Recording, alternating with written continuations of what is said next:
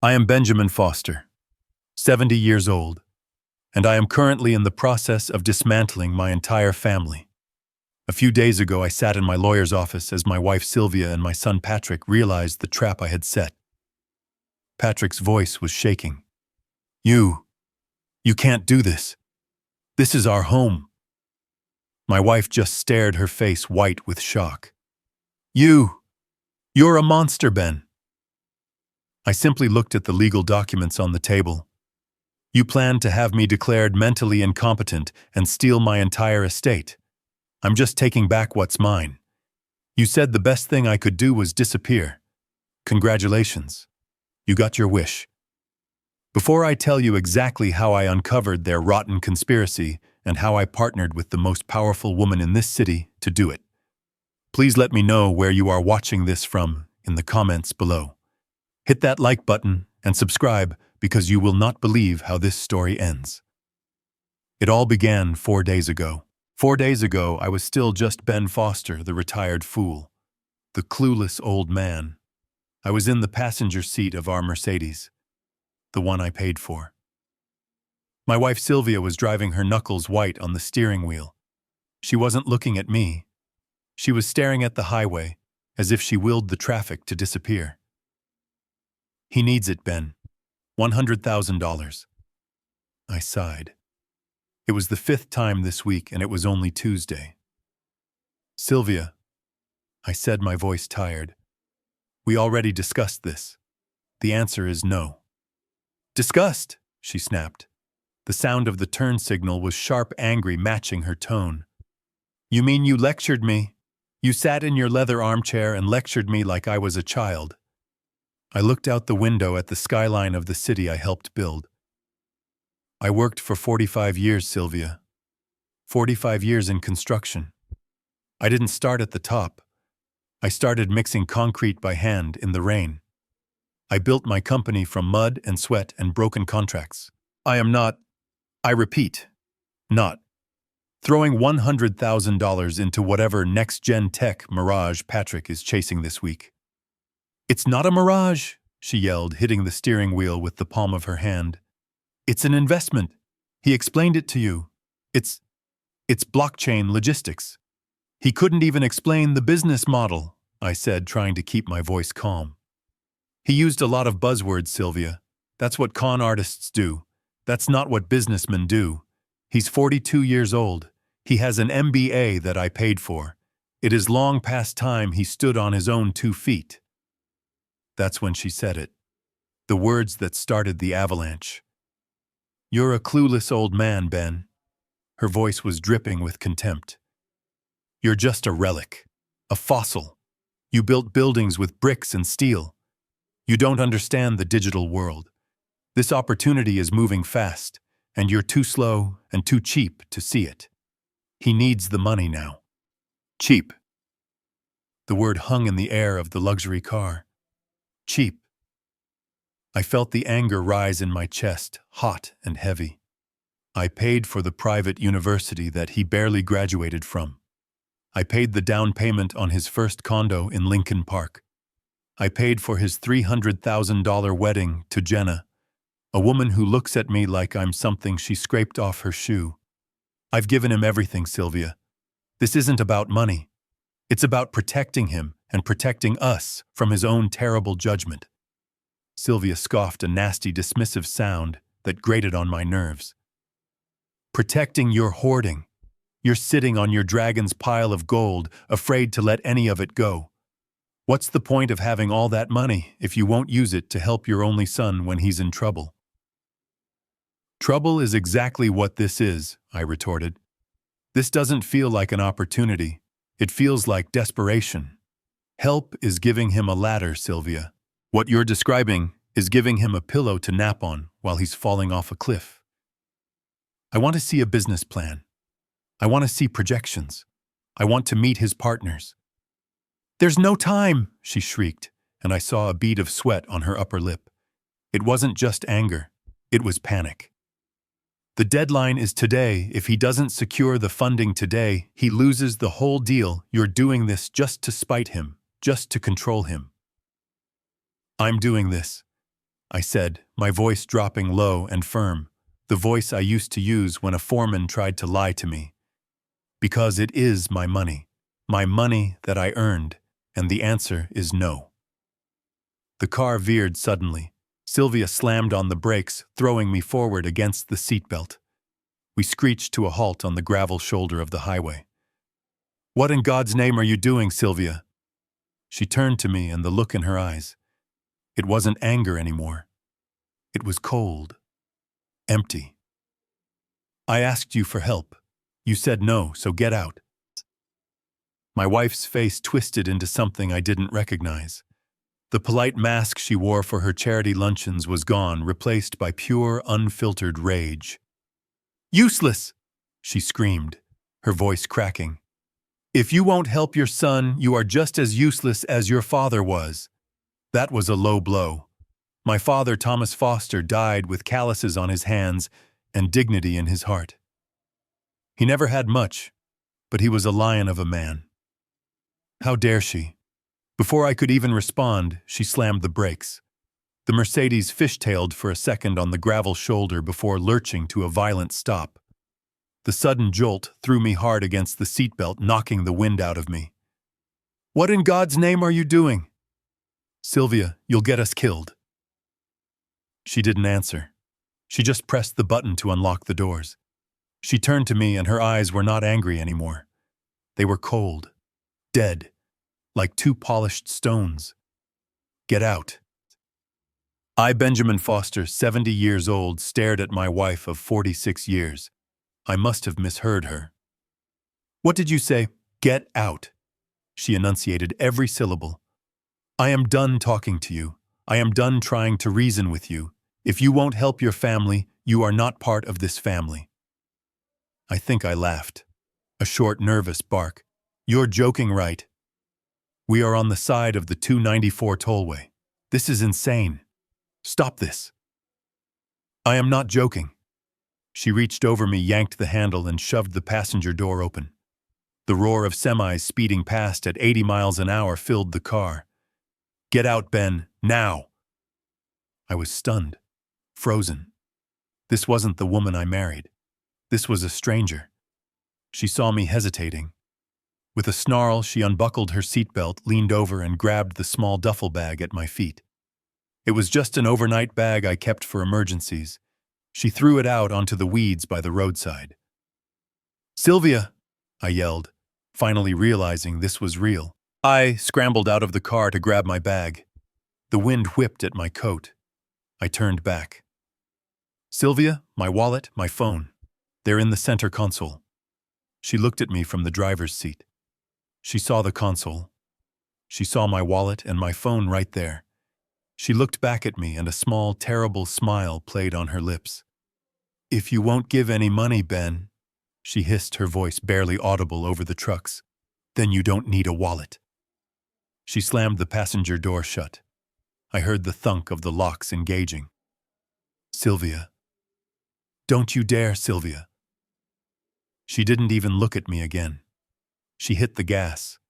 The tires spat gravel all over my legs as the Mercedes merged back into traffic, disappearing into the midday glare. I stood there. My heart was hammering so hard I thought it would burst. My duffel bag was in my hand. It contained a change of clothes and a toothbrush.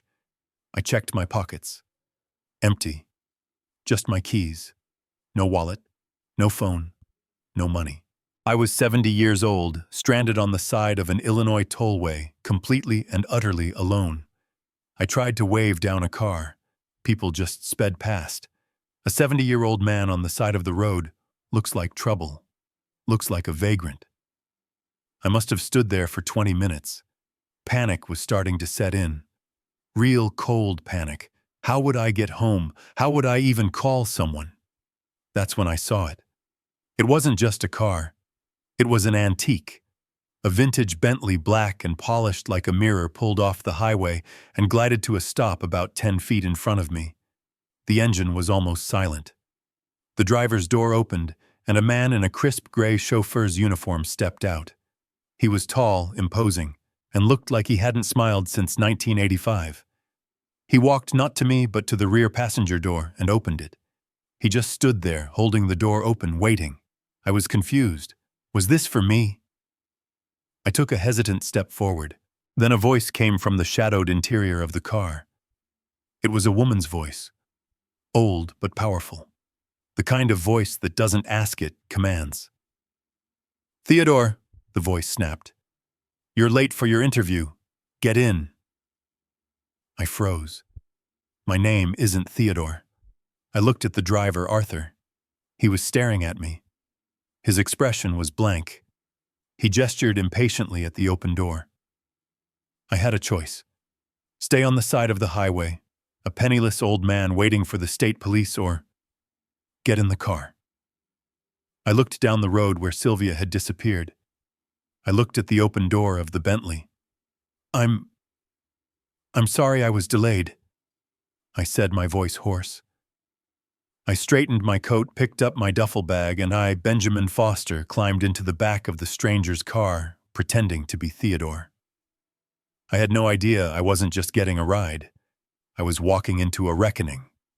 The heavy door closed with a solid thump, sealing me inside. The silence was absolute. The car didn't rumble like my Mercedes. It glided as if floating on a cushion of air. The smell of old leather and expensive wood polish filled my lungs. I sank into the plush velvet seat, my rough duffel bag looking like a piece of trash on the immaculate floor. The driver, Arthur, got in and the car moved. We accelerated onto the highway, but there was no engine noise, just the whisper of the tires. "You look disheveled, Theodore." The old woman's voice cut through the silence. She was sitting opposite me in a rear-facing seat. She was tiny, swallowed by the size of the car, but her presence filled it. Her hands, gnarled with age but covered in large, heavy rings, rested on the polished head of a cane. Dark glasses covered her eyes. "I trust your personal difficulties will not affect your professional assessment," she continued. I had to think fast. This Theodore was expected. He was late. He was disheveled. "My apologies, madam," I said, trying to make my voice sound professional. "I had a minor roadside incident. A flat tire. It was resolved, and I can assure you it will not be a problem." I caught Arthur's eyes in the rearview mirror. His gaze was sharp, calculating. He stared at me for a solid 3 seconds. He knew. He had to know. He saw me standing on the side of the road, abandoned, not changing a tire. A shiver of fear went up my spine. This was a mistake. This was a terrible, terrible mistake. "A flat tire," the old woman Estelle repeated. Her lips pursed. "How inconvenient. But you are here now. My sources tell me you are the best at assessing structural weaknesses. Tell me, what is your opinion on the new zoning proposals for the West Loop?" I was completely lost. What proposals? Who was Theodore? But then the words structural weaknesses hit me. That I knew. That was the language of my entire life. I leaned forward. "Madame!" I began, letting my real voice, the voice of Benjamin Foster, the builder, take over. "The West Loop proposals are a fantasy built on compromised inspections. They're trying to push through permits for high-density residential on land that was never properly remediated. I've seen the soil reports. I know the contractors they're using. You build higher than 12 stories on that landfill, and you're not building apartments. You're building a tomb.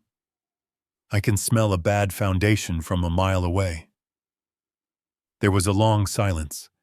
Estelle's head was tilted, as if she were listening to a faint sound. Arthur's eyes flicked back to me in the mirror this time, with less suspicion and more curiosity. Estelle nodded slowly. "And what of personnel management? Theodore, how do you handle internal decay? Employees who are not what they seem?" The question hit me like a physical blow. I thought of Patrick. I thought of Sylvia. My voice came out harder than I intended. "Madam, in my experience, internal decay is a cancer. You don't negotiate with it. You don't appease it. You don't hope it gets better. You cut it out, cleanly, and without hesitation. I leaned in my anger at my own family fueling this lie. You find the weakness, you find the rot. You expose it to the light, and you remove it before it brings the whole house down. You don't spare it because it was part of the original structure. You save the structure from it. Another long silence. Estelle's fingers tapped on the head of her cane. 1, 2, 3. A harsh philosophy, Theodore, she said, her voice neutral. It's the only philosophy that keeps the building standing, madam, I replied. Arthur's eyes met mine in the mirror again. This time the skepticism was gone, replaced by a deep, unsettling intensity. He knew I wasn't Theodore, but he seemed fascinated by who I actually was. The Bentley slowed, turning off the main road onto a private drive. Massive wrought iron gates, the kind I used to fabricate for clients in Lake Forest, swung open silently to let us pass. We were approaching a mansion that looked more like a European palace than a home. I had survived the conversation. I had used my own truth to build a convincing lie. But as the house loomed larger, I had no idea if I had just passed the test or walked straight into a much more dangerous trap. The Bentley rolled to a stop on a driveway made of ancient cobblestones. The mansion was even larger up close, a fortress of limestone and dark slate that seemed to stare down at me. Arthur got out, walked to my door, and opened it. He didn't offer a hand. He just waited. "Come, Theodore," Estelle's voice commanded from inside. "We are late." I stepped out my old duffel bag, feeling even more pathetic in this setting. Arthur led the way up a grand staircase, his back as stiff as a steel rod. He didn't speak. The heavy oak doors opened silently as we approached, as if by magic, probably operated by some unseen security. The inside wasn't a home. It was a museum. The floors were black and white marble. A chandelier the size of my old pickup truck hung 3 stories above us. I followed Arthur across the cavernous hall, our footsteps echoing in the silence. He stopped at a set of tall mahogany doors and knocked once. "Enter," Estelle's voice called from within. Arthur opened the doors and gestured for me to go inside. The room was dark, the heavy curtains drawn against the afternoon sun. The only light came from a green-shaded lamp on a massive desk that sat in the center of the room. Estelle Wallace was sitting behind it, perfectly still, her hands still resting on her cane. "Wait here," Arthur instructed, his voice a low rumble. He walked to the desk, leaned down, and whispered something to her. I couldn't hear what he said. Estelle nodded once, a sharp, bird-like motion. "Arthur, you may leave us," she said. The tall chauffeur turned and walked past me. He stopped at the door for a brief second and looked at me. His expression was completely unreadable. Then he left, closing the heavy doors with a soft, final click. I was alone, in the dark, with a blind 90-year-old woman who held all the power. The silence stretched. I could hear the ticking of a grandfather clock in the corner. I cleared my throat, about to speak, about to continue the charade of being Theodore. "And Benjamin Foster," she said, her voice cutting through the gloom, "you can stop pretending." My blood turned to ice, my heart stopped. I couldn't have heard her right. I must have. I beg your pardon, madam. Your name is Benjamin Foster. You are 70 years old. You live in Naperville. Your wife Sylvia kicked you out of her Mercedes on the side of the 294 tollway approximately 45 minutes ago. You are not Theodore. Theodore is a 60-year-old analyst from Wisconsin who is at this moment receiving my apologies and a very generous check for his inconvenience. Do you have anything to add to that, Mr. Foster? I physically stumbled back as if she had pushed me. My duffel bag slipped from my nerveless fingers and hit the Persian rug with a soft thud. How do you know that the car, Arthur? Were you following me? She laughed. It wasn't a pleasant sound. It was dry, like rustling leaves. Following you, don't flatter yourself. I have better things to do than follow around the spoiled son of a great man. Arthur, she said, tapping her cane on the floor, is loyal. He saw you on the side of the road. He recognized the Mercedes. He recognized her driving away. And he recognized you from the files. Files? What files? The files I've kept on every major construction family in this city for the last 60 years. But the files weren't necessary. I knew who you were the moment you opened your mouth. This was impossible. I was just a rideshare driver in her app. No, I wasn't. I wasn't Theodore. She had known from the beginning. The Theodore name was a test, a trap. How? I whispered, my voice barely working. How could you possibly know me?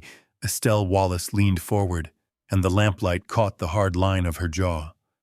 I may be blind, Mr. Foster, but I am not deaf, and my memory is perfect. I would know that voice anywhere, even after 50 years. 50 years, I've never met you in my life. No, you haven't, she said, but your father did. I was in a contentious bid meeting in 1973. Your father, Thomas Foster, was there. He was my biggest rival, the only honest builder in this entire God-forsaken city. A young, arrogant city councilman tried to shut him down to insult him publicly. And your father stood up and spoke. He had a voice like yours, not in its sound but in its weight, a voice that knew how to build things and how to tear them down.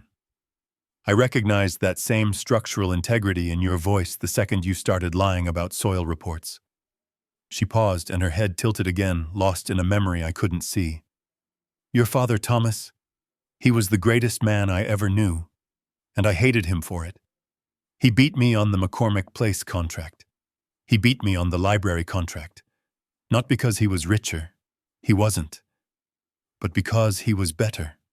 He was honest. He was a lion. She leaned back into the shadows. I've watched his legacy. I watched his lion son. You grow up and turn into a house cat. I watched you hand your company, your father's legacy, over to your worthless son, Patrick. I watched you let your greedy wife, Sylvia, lead you around by the nose. Thomas Foster would be ashamed of you. I felt the blood drain from my face. This strange, blind old woman knew everything. Not just my name. She knew my family.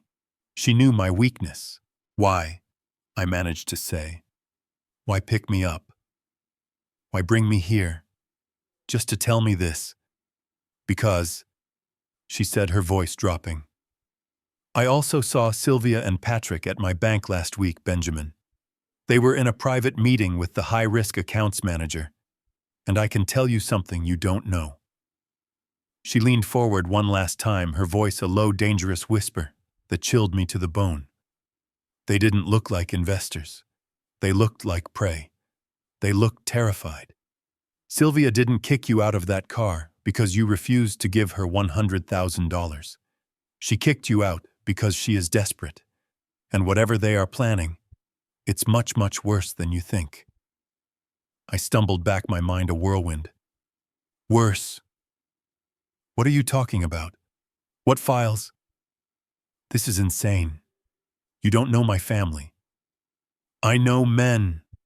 Estelle's voice was sharp as glass. And I know your father. Thomas Foster was a lion. He built his half of this city on grit and his word. He never backed down from a fight. He certainly never let anyone disrespect him. She paused, and I could feel her blind gaze piercing right through me. I watched you, Benjamin. I watched you inherit that grit and let it turn to mush. You handed your company, your father's legacy, to that worthless boy of yours on a silver platter. You let your wife turn you into her personal bank. You are not a lion. You are a doormat. And you just got kicked out of your own car. The shame hit me harder than the cold wind on the highway. She was right. I had spent my life trying to give my family everything, trying to be the nice father, the provider. And in doing so, I had forgotten to be the man my own father raised me to be. But I don't understand, I stammered, sinking into the leather chair opposite her desk. Patrick, he just needs money for an investment. Sylvia is just angry. Angry? Estelle laughed again, that dry, unsettling sound. Do you think that was anger in her face when Arthur saw her speed away? That was panic. Benjamin, I was at my bank last week. The main branch downtown. Who do I see in the private wealth management section being escorted by security? Your wife. And your son. I felt my stomach tighten. They bank there. So what? They weren't meeting with a teller, you fool, she snapped. They were in a glass conference room with Bill Jensen. Jensen isn't a financial planner. He's the vice president of high-risk accounts. He's the man the bank sends when a client is about to default on $500,000. He's the man they send in to liquidate assets before the feds get involved. No, I whispered. That's not possible. Patrick wouldn't. You're a builder, Benjamin. Use your head. They looked desperate. They looked like desperate gamblers who had just bet the house and lost. Your refusal of the $100,000 wasn't the reason for this. It was just the inconvenience that got in their way. She leaned forward, her voice dropping so low, I had to strain to hear it. Let me be perfectly clear, because you seem to be a very slow man. Sylvia did not kick you out of that car to punish you. She kicked you out because she needed you gone. She needed you with no phone, no money, and no way to interfere with whatever she and Patrick had to do today. She needed you to disappear. The words hit me. Today. The deadline Patrick mentioned. They weren't trying to get money from me. They were trying to stop me from seeing what they were already doing. I looked down at my hands. My old calloused hands. I had nothing. No phone. No wallet. I was trapped. I don't know what to do, I admitted. Of course you don't. You're still in shock. First, you will stop looking like a vagrant. Arthur will escort you to the Cypress Club. It's my private hotel. You will have a suite. You will eat. She opened a desk drawer and pulled out a small, slim box. And you will use this. It is a new phone. Clean, encrypted. The only numbers in it are mine, Arthur's, and my personal lawyer, Mr. Thorne. Your family does not know this number exists. Why? I asked, my voice raw. Why are you doing this? You said my father was your rival. Estelle's face softened for just a second. Your father respected me, and I respected him. What your wife and son are doing, it is a stain on his legacy. I will not stand by and watch Thomas Foster's memory be destroyed by a pair of greedy, pathetic amateurs. Now take the phone, Benjamin. Your war has just begun. The Cypress Club was not a hotel. It was a tomb of old money and silence. Arthur escorted me to a suite that was larger than the entire first floor of my house. It was all dark wood brass fixtures and heavy velvet curtains. He placed my duffel bag on a luggage rack where it looked like a stray dog that had wandered into a palace. Mrs. Wallace has instructed that all your meals and incidentals be billed to her account. The phone is on the desk. It is fully charged. He looked at me for a moment, that same unreadable expression. Good luck, Mr. Foster. Then he left. I stood alone in the enormous room. I walked over to the desk and picked up the phone Estelle had given me. It was sleek black and felt cold in my hand. I turned it on. The screen lit up. 3 contacts, Arthur Estelle Thorne. That was it. I sat on the edge of the king-sized bed, the mattress so firm it felt like a marble slab. Estelle's words echoed in the quiet room. They looked like desperate gamblers. She needed you gone. It was like a key turning in a rusty lock. Suddenly, the last 6 months of my life began to replay in my mind, but this time every small, strange event looked different, darker. I remembered about 3 weeks ago I came into the kitchen late at night for a glass of water. Sylvia and Patrick were huddled over the kitchen island, their voices low and urgent. The second I stepped into the room, they both flinched, and Sylvia immediately flipped her phone face down on the counter. Dad, Patrick said, his voice too loud, too cheerful. "You're up late. Just going over some family finances with Mom." Sylvia was just staring at me, her face pale. "Go back to bed, Ben," she'd said, forcing a smile. "We're almost done. Don't worry your head about it." I'd felt a prickle of annoyance then. My finances, and I'm told not to worry my head. But I was tired. I let it go. I went back to bed. Now I saw it for what it was. Not a private talk. A conspiracy. Then I thought of Jenna, my daughter-in-law. 2 months ago at Sunday dinner, she had been complaining. Patrick worked so hard, she'd said, but they were barely scraping by. "This economy, Ben," she'd sighed. "We're having to tighten our belts. I had to cancel our trip to Aspen." I remembered thinking it was odd. Patrick held a senior position at a major financial firm. His salary was easily over $300,000 a year. What kind of tightening the belts forces you to cancel a ski trip? I thought she was just being dramatic, fishing for a handout. But now, high-risk accounts. Default. Were they scraping by because Patrick was pouring their money into a black hole? And then the big one. The one that made me feel sick to my stomach. About 4 months ago, Sylvia had come to me with a stack of papers. It was just after my 70th birthday. "Ben, darling," she'd said, sitting beside me on the sofa, her hand on my knee. "We need to simplify things. For the kids.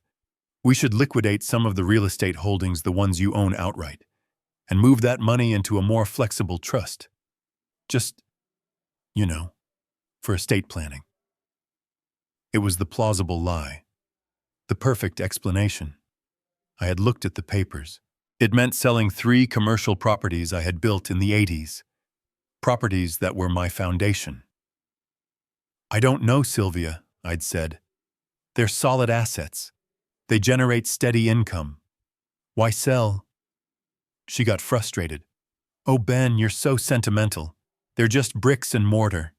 It's too complicated for Patrick to manage if something happens to us. This is cleaner. Please just sign." I refused. I told her I would talk to my lawyer, not hers, when I was ready. She'd been furious. She didn't speak to me for a week.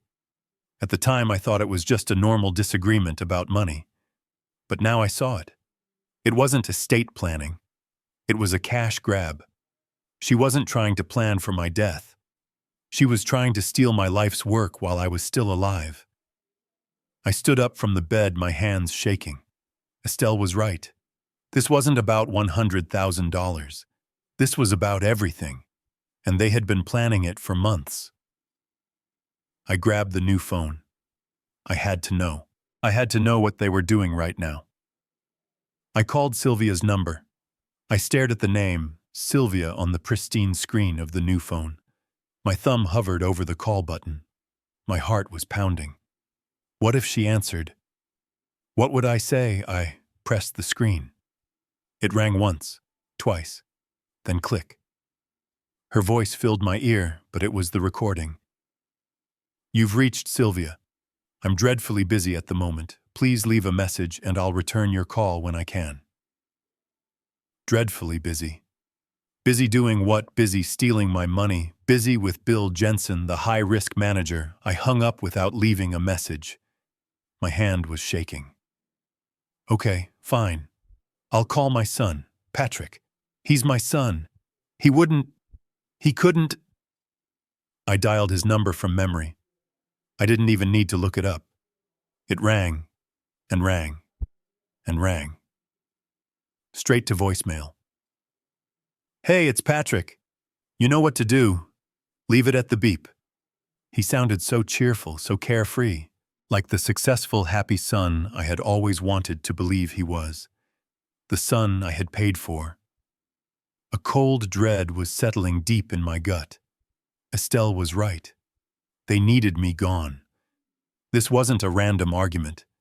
This was a coordinated plan. They were both deliberately unavailable. But they forgot one person. Jenna, my daughter-in-law. The one who complained about tightening her belt. If Patrick was in financial trouble, she would be panicking. And panicking people make mistakes. I found her number. I pressed call. It picked up on the very first ring so fast she must have had the phone in her hand. "Hello," she answered, her voice breathless and sharp. "Jenna, it's Ben, it's Dad." The silence on the other end was deafening. I heard a sharp intake of breath, a muffled sound, like she had covered the receiver with her hand and was whispering frantically to someone in the room with her. "It's him, it's the old man." I heard it clearly. The old man, not Dad. She came back on the line, her voice suddenly a high-pitched performance of fake panic. "Dad, oh my God, Dad, where are you? Are you okay? We've been worried sick. Mom and Patrick are out looking for you right now." Mom was beside herself. "She said you two had a little argument and you just walked off. The lies. They came so easily, so smoothly. Worried sick, out looking for me." My real phone, the one sitting in the Mercedes, must have been blowing up with their worried calls, right? I decided to play along. I had to know more. I'm fine, Jenna," I said, putting a tremor in my voice. I made myself sound old, confused, and tired. "I'm so sorry, I just got confused. I'm at an old friend's house. Frank Peterson. I took a cab." I used the name of a friend who had been dead for 10 years. If she was smart, she'd know I was lying. But she wasn't smart. She was desperate. "Frank's... Oh, thank God. Thank God you're safe," she gushed. The relief in her voice was real, but it wasn't relief that I was safe. It was relief that she knew where I was. That's wonderful, Dad. Listen, you stay right there. Don't move. I'm going to call Mom and Patrick right now and tell them. They'll be so relieved. They'll probably come right over to get you. What's Frank's address?" There it was, the hook. "Oh," I said, pretending to be flustered. No, dear. Don't you worry. I'm just going to rest here tonight. I'm so embarrassed. I caused such a fuss. You just tell Sylvia I'm safe.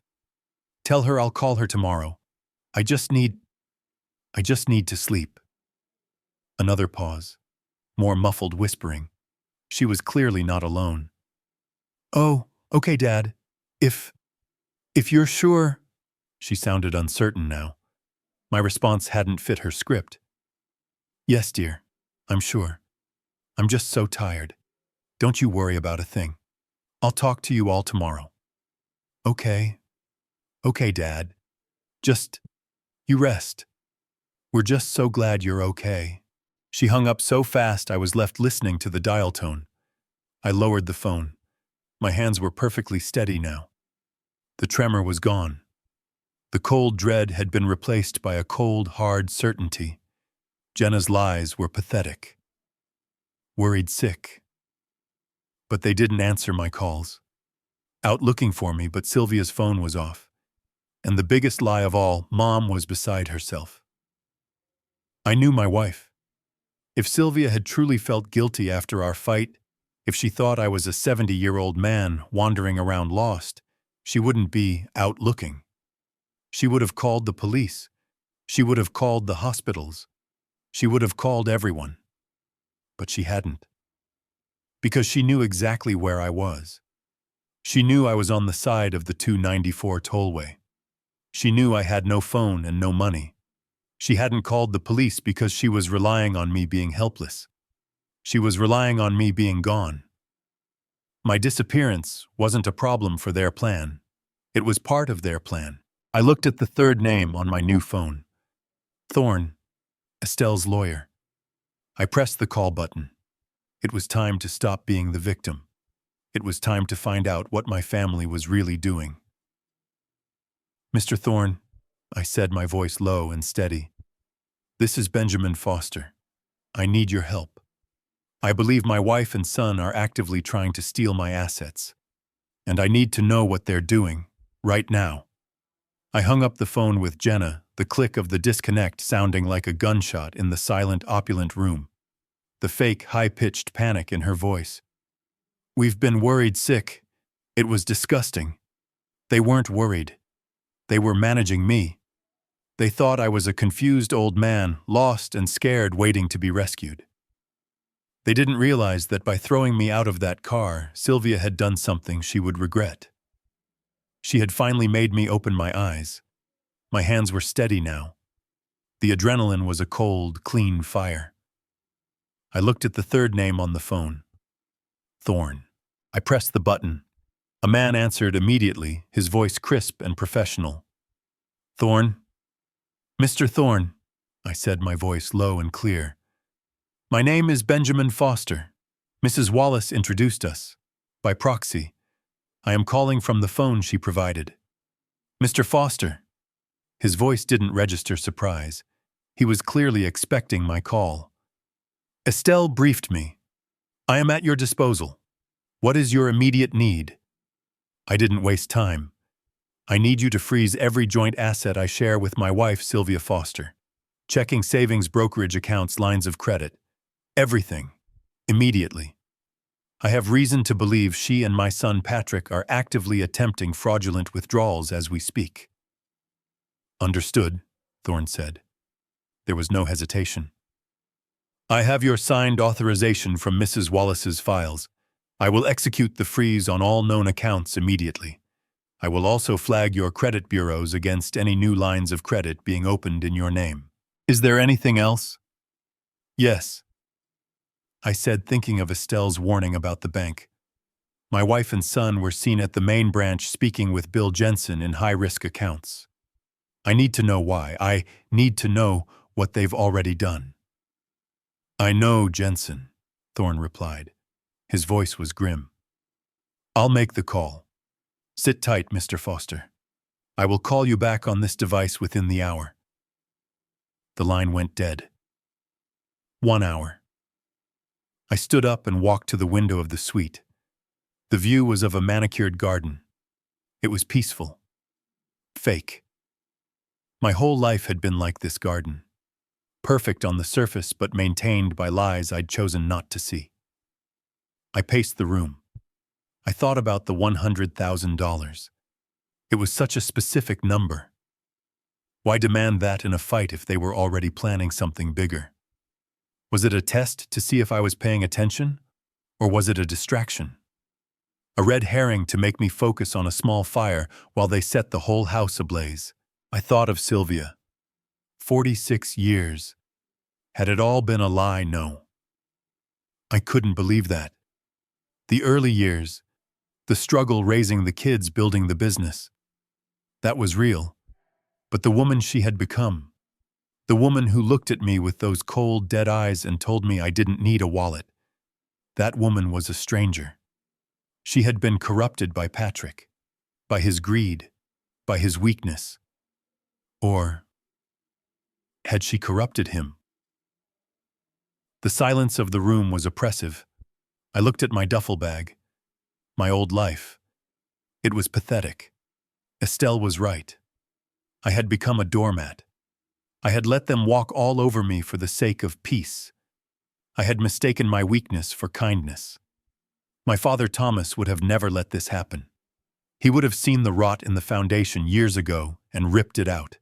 He wouldn't have painted over it and pretended it wasn't there. The new phone vibrated on the desk, the sound startling me. I lunged for it. It was Thorne. It had only been 50 minutes. "Mr. Thorne." I answered, my throat dry. "Benjamin," he said, and the shift from Mr. Foster to my first name told me we were now in a different territory. "You were right to call, and you were just in time." I sat down. "What did you find?" "I contacted the bank's fraud department with your authorization," Thorne said, his voice clipped all business. "At 10:45 this morning, approximately 10 minutes after Sylvia abandoned you on the highway, a wire transfer request was initiated from your joint brokerage account." My blood ran cold. "How much?" $250,000, Thorne said. I couldn't breathe. The 100,000. It was a distraction. They initiated the transfer, Thorne continued, to a newly formed LLC, PF Holdings. I'm running a check on it now, but I'd bet my license it traces back to your son, Patrick. I thought about Jenna's fake panic. We're worried sick. They weren't worried. They were at a computer logged into my account, trying to steal $250,000. They needed me lost and confused so I wouldn't see the transfer alert on my real phone. Did it go through? I whispered. No, Thorne said, and I heard the satisfaction in his voice. My call to the fraud department came in while the transfer was still pending its final review. It was flagged and frozen along with every other asset you share. They missed their window, Benjamin. They missed it by about 30 minutes. I leaned back, a wave of adrenaline making me dizzy. We had stopped them. But there's more, Thorne said, his voice turning grim again. The bank was already on high alert. The reason Sylvia and Patrick were meeting with Bill Jensen last week. It wasn't about a default. Not exactly. It was about leverage. Patrick's personal finances are a disaster. He's underwater. It seems they were trying to negotiate a new massive loan, using your entire commercial real estate portfolio as collateral. I hung up the phone. I stood in the silence of that massive suite, but my mind was no longer quiet. It was racing. Thorne's words echoed, using your entire portfolio as collateral. This wasn't a sudden angry impulse. This wasn't Sylvia having a bad day. This was a premeditated attack. This was a siege. The argument in the car, her screaming at me, kicking me out. It was all a distraction. It was a calculated move designed to get me off the board, to make me vanish for the crucial hours they needed to liquidate my life. I looked at my hands, the hands that had built that portfolio, the hands that had signed the blueprints and poured the concrete. Estelle was right. I had become a doormat. But even a doormat, when you shake it hard enough, remembers it was made for stomping on. I grabbed the phone and dialed Thorne back. I'm in the Cypress Club. Where are you? My office is 5 blocks away, he said. We need a war room, I said. Now, bring everything you have on my family. And tell Mrs. Wallace I'm on my way. No need, Benjamin, Thorne's voice replied, closer now. We're already here. Mrs. Wallace is waiting for you in the library, downstairs. Of course she was. She was always 10 steps ahead. The library at the Cypress Club was a room from another century. Dark mahogany shelves stretched up to a ceiling painted with constellations. The air smelled of leather and old paper. Estelle was sitting by a cold fireplace, a cup of tea steaming on the table beside her. Thorne stood near the window, a thin briefcase in his hand. You look better, Estelle said as I walked in. Anger suits you. It's the foster blood finally waking up. Sit down. I ignored the chair and walked to the fireplace. They tried to leverage my real estate, my entire portfolio, while I was sitting on the highway. I told you, Estelle said simply. Desperate prey. Thorne stepped forward, opening his briefcase. Benjamin, the freeze is in place. For now, your assets are secure. But this is only the first move. The freeze is temporary, as your wife Sylvia has spousal rights. She can and she will challenge this in court. She will claim you are unstable, erratic. Her abandoning you will be twisted to look like you storming off in a senile rage. So she was right, I said, the thought sickening me. When she called me a clueless old man, she was already building her case. Precisely, Thorne said. We cannot just defend. We must attack. We need to prove intent to defraud. We need to know why. What is this black hole they are pouring money into? I told them about the remembered conversations. Patrick and Sylvia whispering in the kitchen. Jenna complaining about being broke. The failed attempt to get me to liquidate my properties 4 months ago. Thorne was pacing slowly. It all fits. They tried to get the assets legally through the estate planning lie. You refused, so they moved to Plan B.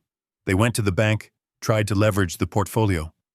Jensen must have told them they needed your signature or proof that you were incapable of giving it. My blood ran cold. The high-risk manager, Jensen, he was helping them. Likely, Thorne said. But that's a fight for later. Right now, something else doesn't add up. I looked at him. What seems pretty clear? They're broke, they're stealing. No, Thorne said, stopping his pacing. He looked at me, his eyes sharp. This is the question that's bothering me. Why the fight in the car and why the demand for $100,000 cash from you? I was confused. What do you mean they were desperate for money? But they were already moving on the $250,000 wire transfer, Thorne insisted. They were already trying to leverage your millions in real estate. If you have a plan to steal $1 million, why risk everything by starting a screaming match over $100,000? It's sloppy. It doesn't fit. He was right. If they were already trying to drain my accounts, why pick that specific petty fight? I tried to think. Maybe the $100,000 was for Patrick himself. Pocket money while Sylvia handled the bigger transfer. No. Estelle's voice cut in. She hadn't spoken in 10 minutes. Mr. Thorne is right. The two amounts are for two different things. We both looked at her.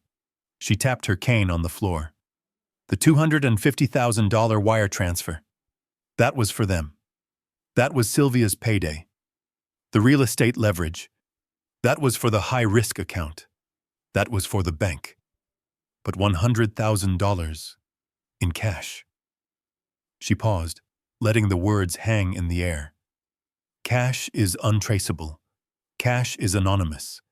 Cash is for people who do not and cannot use banks. Thorne's face went pale. My God, you think he's in debt to someone else, someone dangerous? A loan shark, I whispered. Patrick. My son. Estelle turned her blind gaze toward me. The bank is a problem they can negotiate with. But this other debt, the $100,000 in cash, that is the one that has them terrified. That is the one that required them to get you out of the way today, no matter the cost. He isn't just in trouble with a bank, Benjamin. He's in trouble with criminals. Thorne snapped his briefcase shut. I'm hiring a private investigator. Now. We need eyes on Patrick. We need to know who he's meeting. And we need to dig into his personal finances, not just yours. We are no longer just protecting your money. We may be protecting your life. The next 24 hours were the longest of my life. I stayed in the suite at the Cypress Club. I ordered room service, steak, eggs, real coffee, food I could barely taste. I was a prisoner in a velvet cage waiting. I had no phone to call my real friends, no wallet. I was completely dependent on Estelle and her team. I was for the first time truly powerless, just as Sylvia had intended. But the anger was keeping me sharp. The anger was a shield. Thorne had told me to sit tight while his team worked. He had forensic accountants, legal aides, a small army I never knew existed. He was, as Estelle had put it, a lion tamer, and my family were the rogue animals. The phone rang late the next afternoon. It was Thorne. His voice was clipped. Benjamin, I have the first report from my accountants. I sat at the heavy mahogany desk, pen in hand, ready to take notes on the club's thick stationery. Go ahead. First, he said, the small fires.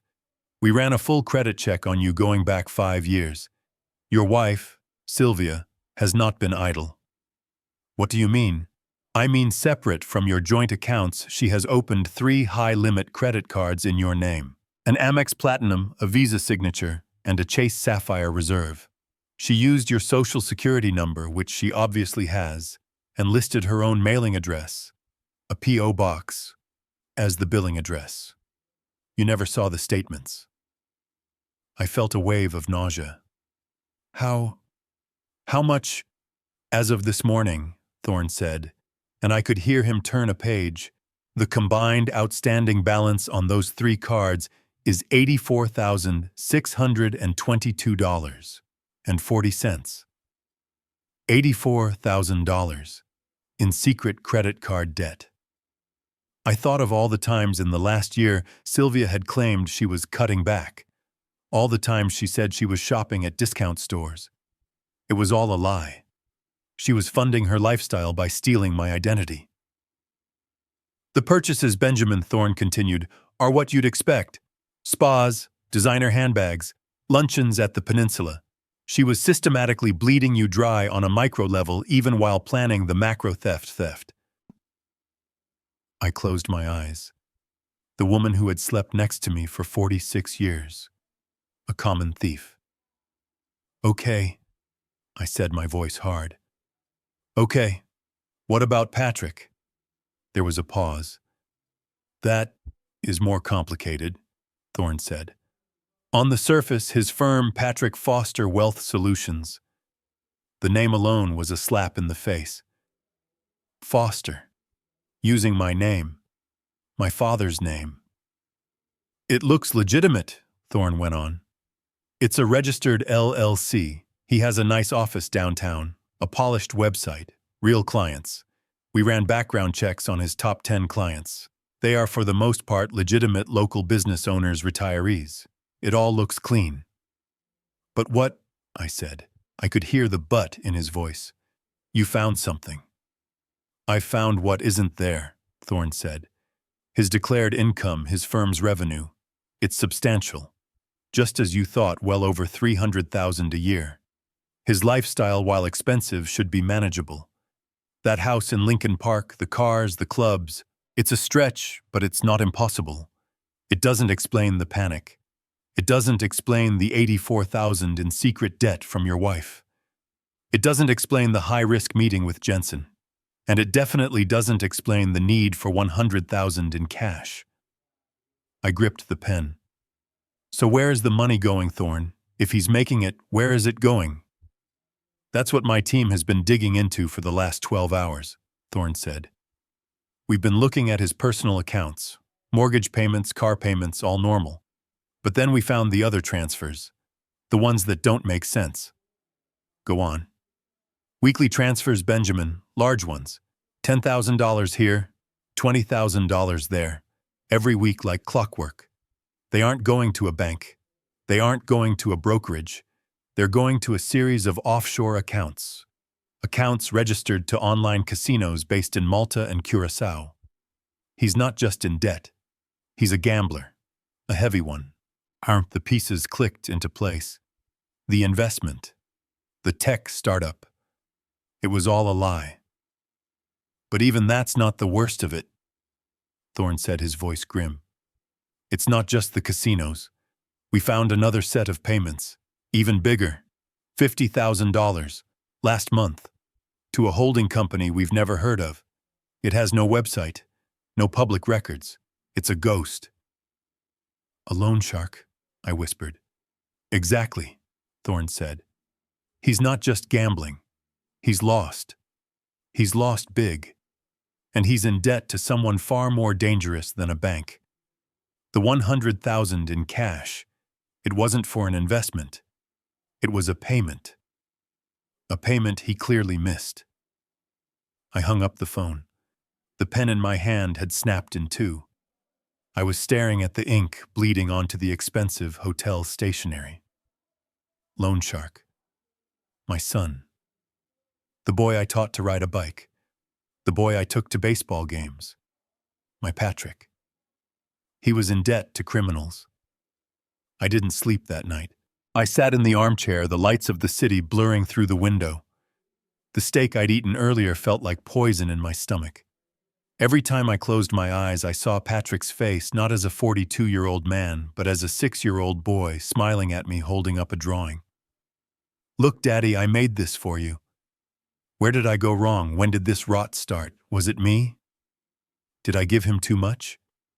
Did I make life so easy for him that he never learned how to fail, how to be a man? The questions circled in my head, a vulture's carousel, and I had no answers.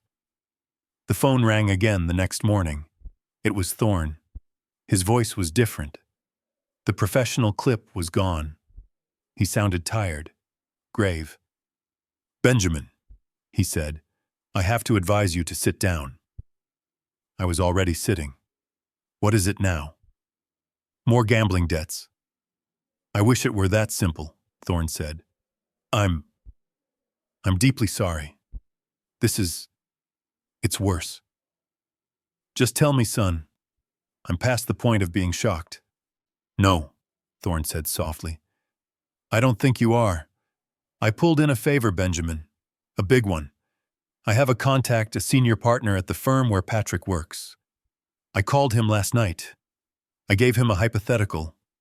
A wealthy client's son, erratic behavior, massive offshore transfers. My contact, he didn't need a hypothetical. He knew the name Patrick Foster instantly. I gripped the armrests of the chair. What did he say? Patrick. He's not just a gambler, Benjamin. He's a thief. He hasn't just been losing his own money. He's been losing his client's money. My breath hitched. What note? He's been under a secret internal investigation for the last 2 months, Benjamin. He's been caught, red-handed, embezzling. The word. Embezzlement.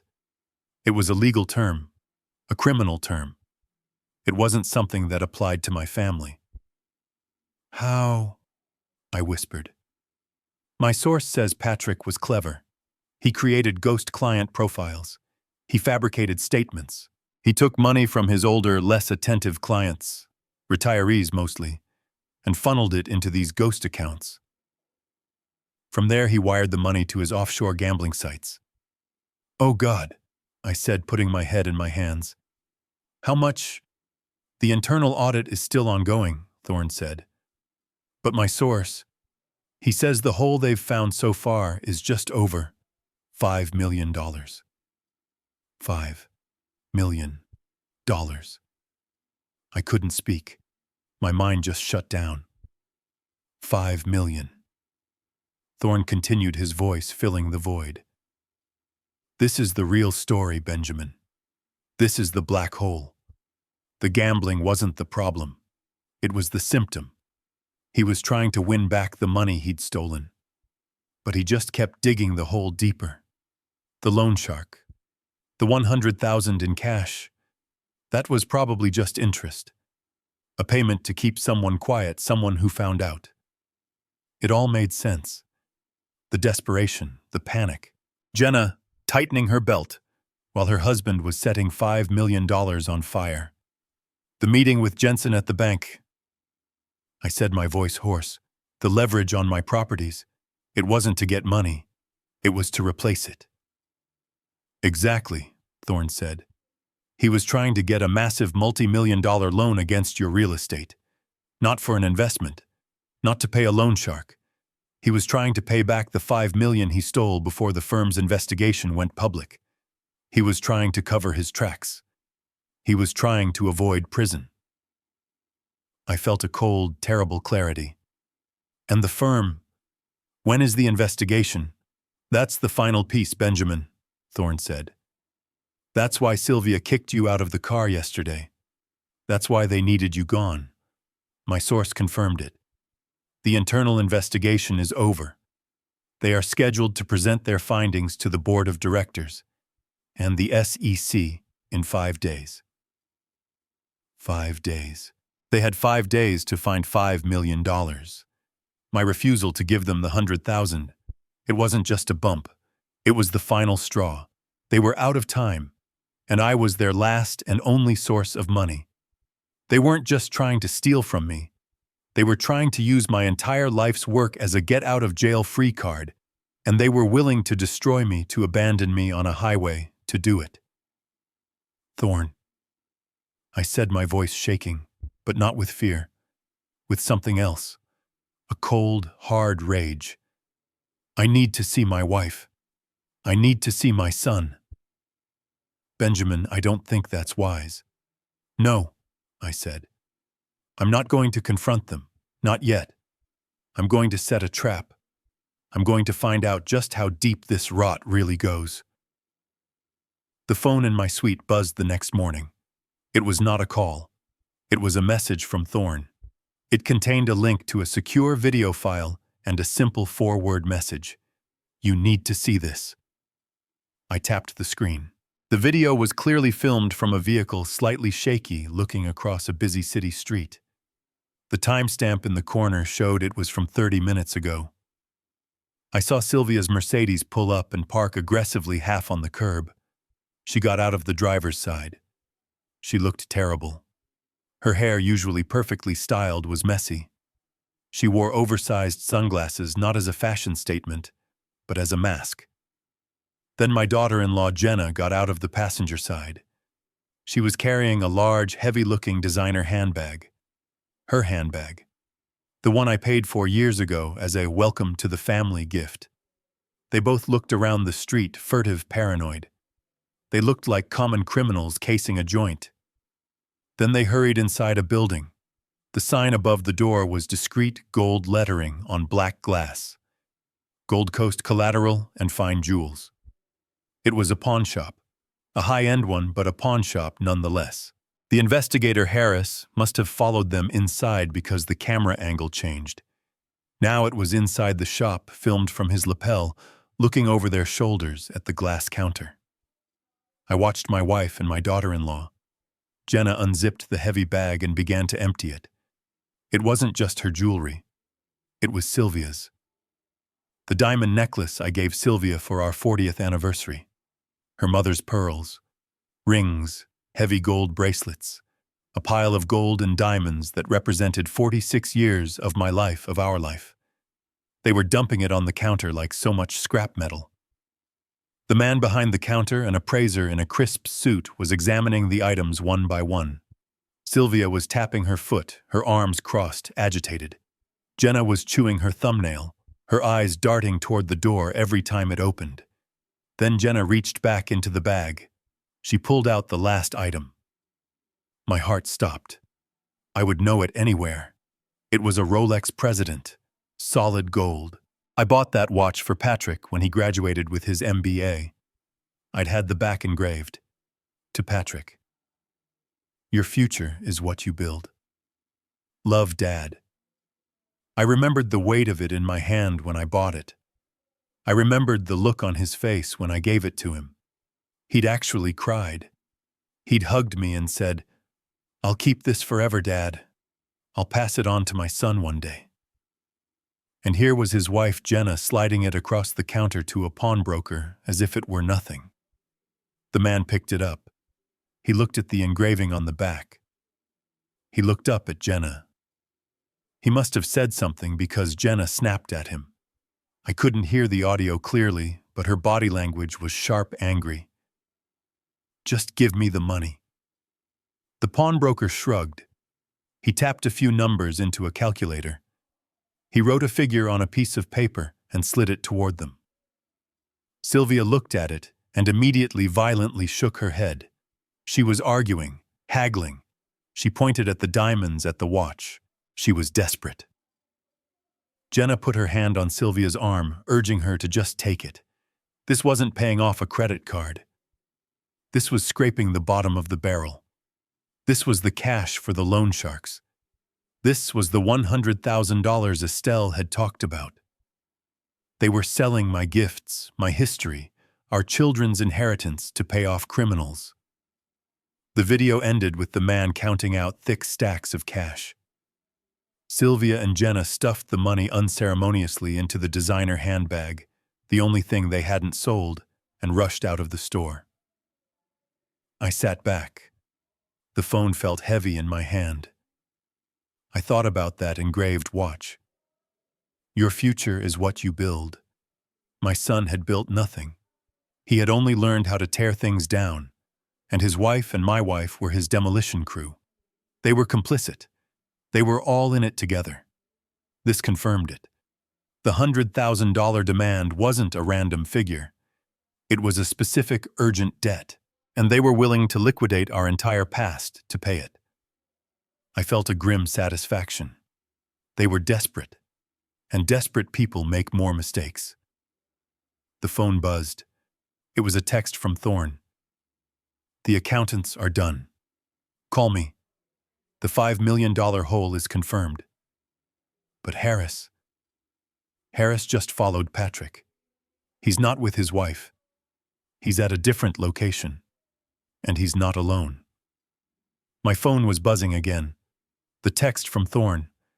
Harris just followed Patrick. He's at a different location. And he's not alone. A new link appeared. This one said, live feed. I hesitated for a fraction of a second, then tapped it. My screen filled with a new video, this one live streamed from the investigator's car. The view was through a chain-link fence looking onto a vast, desolate parking lot behind a derelict warehouse. Weeds grew through cracks in the asphalt. It was the industrial wasteland down by the old rail yards. Patrick's car, his silver BMW, was parked alone in the middle of the lot. He was leaning against the hood, and even from this distance I could see he was terrified. He was rubbing his hands together, pacing in a small, tight circle. He looked like a cornered animal. I watched, holding my breath. A minute later, a black Escalade with tinted windows so dark they looked like polished obsidian rolled into the lot. It didn't drive fast. It cruised slow and menacing like a shark. It pulled up directly in front of Patrick's car, blocking any chance of escape. Patrick immediately put his hands up, a gesture of placation. I have it, I have it. I could barely hear his voice tinny through the investigator's microphone. The doors of the Escalade opened.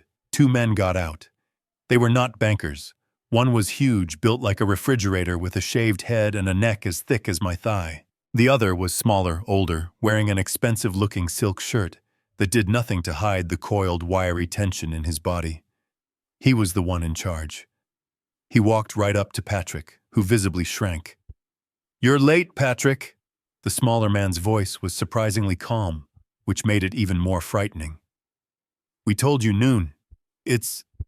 What time is it, Leo?" The big man grunted. 2:30. "It's 2:30, the man in the silk shirt said, as if discussing the weather. "You're 2.5 hours late, and you're short." No, Patrick said, his voice cracking. He fumbled with a briefcase I hadn't noticed. I got most of it. It's 85,000. From my wife. She sold her jewelry. All of it. I'll have the rest by tomorrow, I swear." The man in the silk shirt just looked at him. He didn't blink. 85. You promised 100. As a down payment. On the $500,000 you owe me this week. I know. Just listen. Patrick pleaded, his voice desperate. I have a new plan. A better one. My father. The old man I told you about. He has millions in assets. Commercial real estate. We have a plan to get control of it. All of it. It's happening now. I can get you everything. Not just the $500,000. I can get you 10 million. 20. We just need a little more time.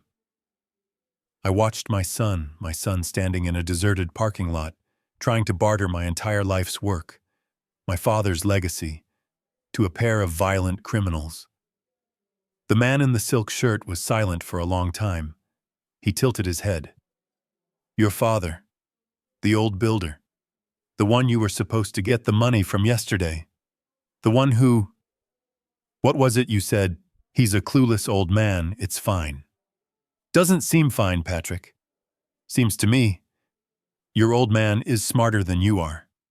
No, he's stubborn. But we're handling it. My mother, she's handling it. She's handling it. The man nodded. I don't care about your mother. I don't care about your father. I care about my money. He stepped closer, right into Patrick's personal space. You stole from your clients, Patrick. That's your business. But then you lost that stolen money to my associates. That makes it my business. I gave you a chance to make it right. Pay me back with interest. And you're late. And you're short. Please, Patrick whispered. He was crying now. Please, just a few more days. The bigger man, Leo, stepped forward. He said, please, and then with no warning, he shoved Patrick, hard, in the chest. My son flew backward, tripping over his own feet, and crashed onto the filthy asphalt. The briefcase flew open, scattering stacks of cash across the ground. I watched frozen in my chair in the luxury suite as my son lay on the ground, whimpering. The man in the silk shirt walked over. He didn't yell. He crouched down calmly so he was face to face with Patrick. He picked up one of the scattered bundles of money. You have 48 hours, Patrick, he said, his voice quiet, almost kind. Not for this. For everything. The full $500,000. Not your assets. Not your promises. My money. In my hand. 48 hours. He stood up. Because if you don't, he continued, brushing dust from his pants, I'm not just going to come for you. I'm going to come for your pretty wife, Jenna. And I'm going to come for your mother, Sylvia. He leaned in one last time. And just for fun, I'm going to come for your clueless old man, too. Do you understand me? Patrick, sobbing on the ground, nodded frantically. Yes. Yes. Okay. Please. The two men didn't bother picking up the rest of the cash. They just walked back to the Escalade, got in, and glided away, leaving my son alone, a pathetic, broken heap, surrounded by the money he had sold his mother's pearls to get. The video feed ended. I sat there staring at the blank screen of the phone for a long, long time. The image of my son Patrick crying on the asphalt. It should have broken my heart. And maybe it did. But it was overshadowed by a colder, harder feeling. Rage. He hadn't just been crying because he was scared. He had been bartering. He had offered me and my entire legacy to these criminals to save his own skin. I can get you 10 million, 20. 48 hours. That was his deadline. He was out of options. He had failed to get the cash from Sylvia's jewelry sale. He had failed to get the 100,000 from me. He was a cornered rat, and a cornered rat will do anything to escape. I thought about his words. My mother, she's handling it. They were working together. He was the one in debt, but she was the one trying to secure the assets. They were both coming for me. They needed my money, my signature, my control, and they needed it now. I looked at the clock. It was almost 5 p.m. They'd be desperate. Patrick would have gone home to Sylvia defeated, terrified. They would be scrambling, trying to figure out their next move. It was time to give them one. I took a deep breath. I thought about my father, Thomas. He was a lion. I thought about Estelle. She was a fortress. And I thought about Benjamin Foster, the clueless old man. It was time to play the part they had written for me. I dialed Sylvia's number from the encrypted phone. She picked up on the second ring. Her voice was not the angry shriek from the car. It was tense, distracted, brittle. Hello, hello. I waited a beat. Then I let out a shaky breath, a small, pathetic sound. Sylvia. Ben. Her voice sharpened. It wasn't relief.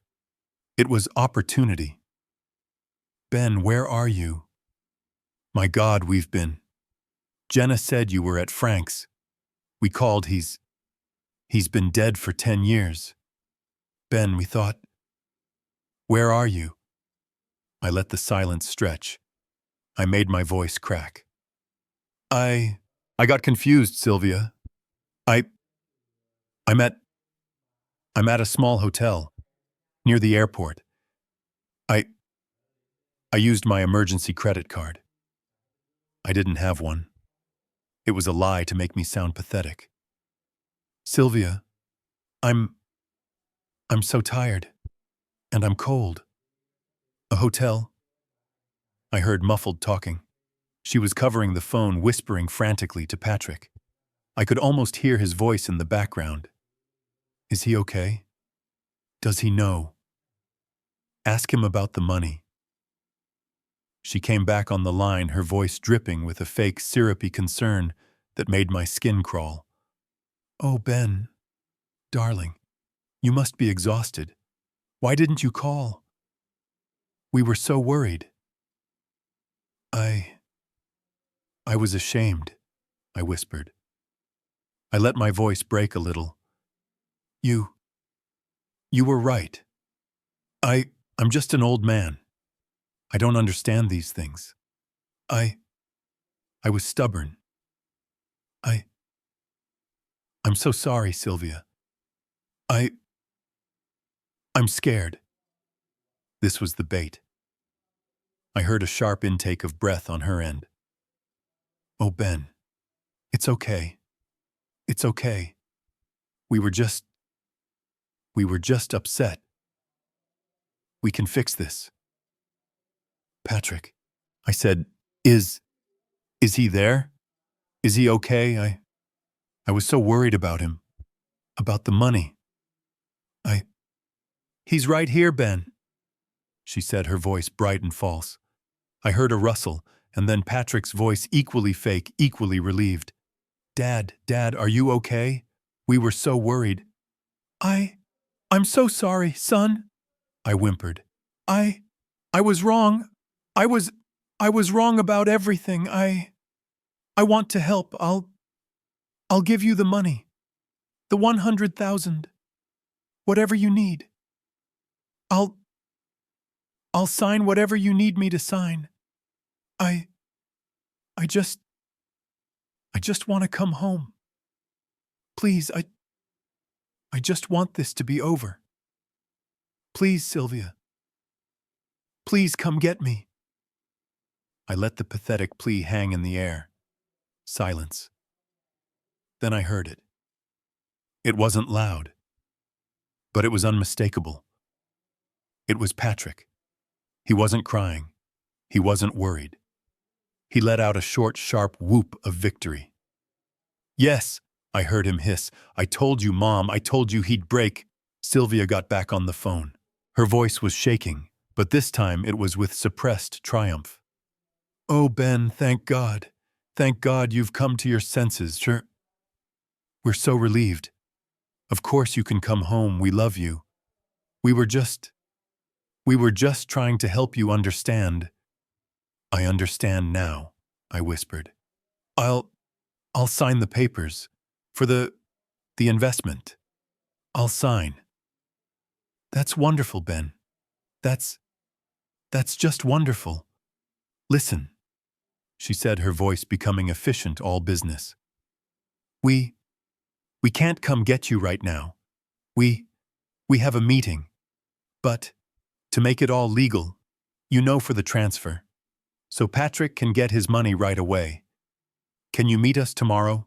Meet where? At our lawyer's office, she said. Mr. Graves, 10 o'clock in the morning. We'll sign the transfer papers. Just a simple formality. And then it's all over. Everything will go back to normal. We can be a family again.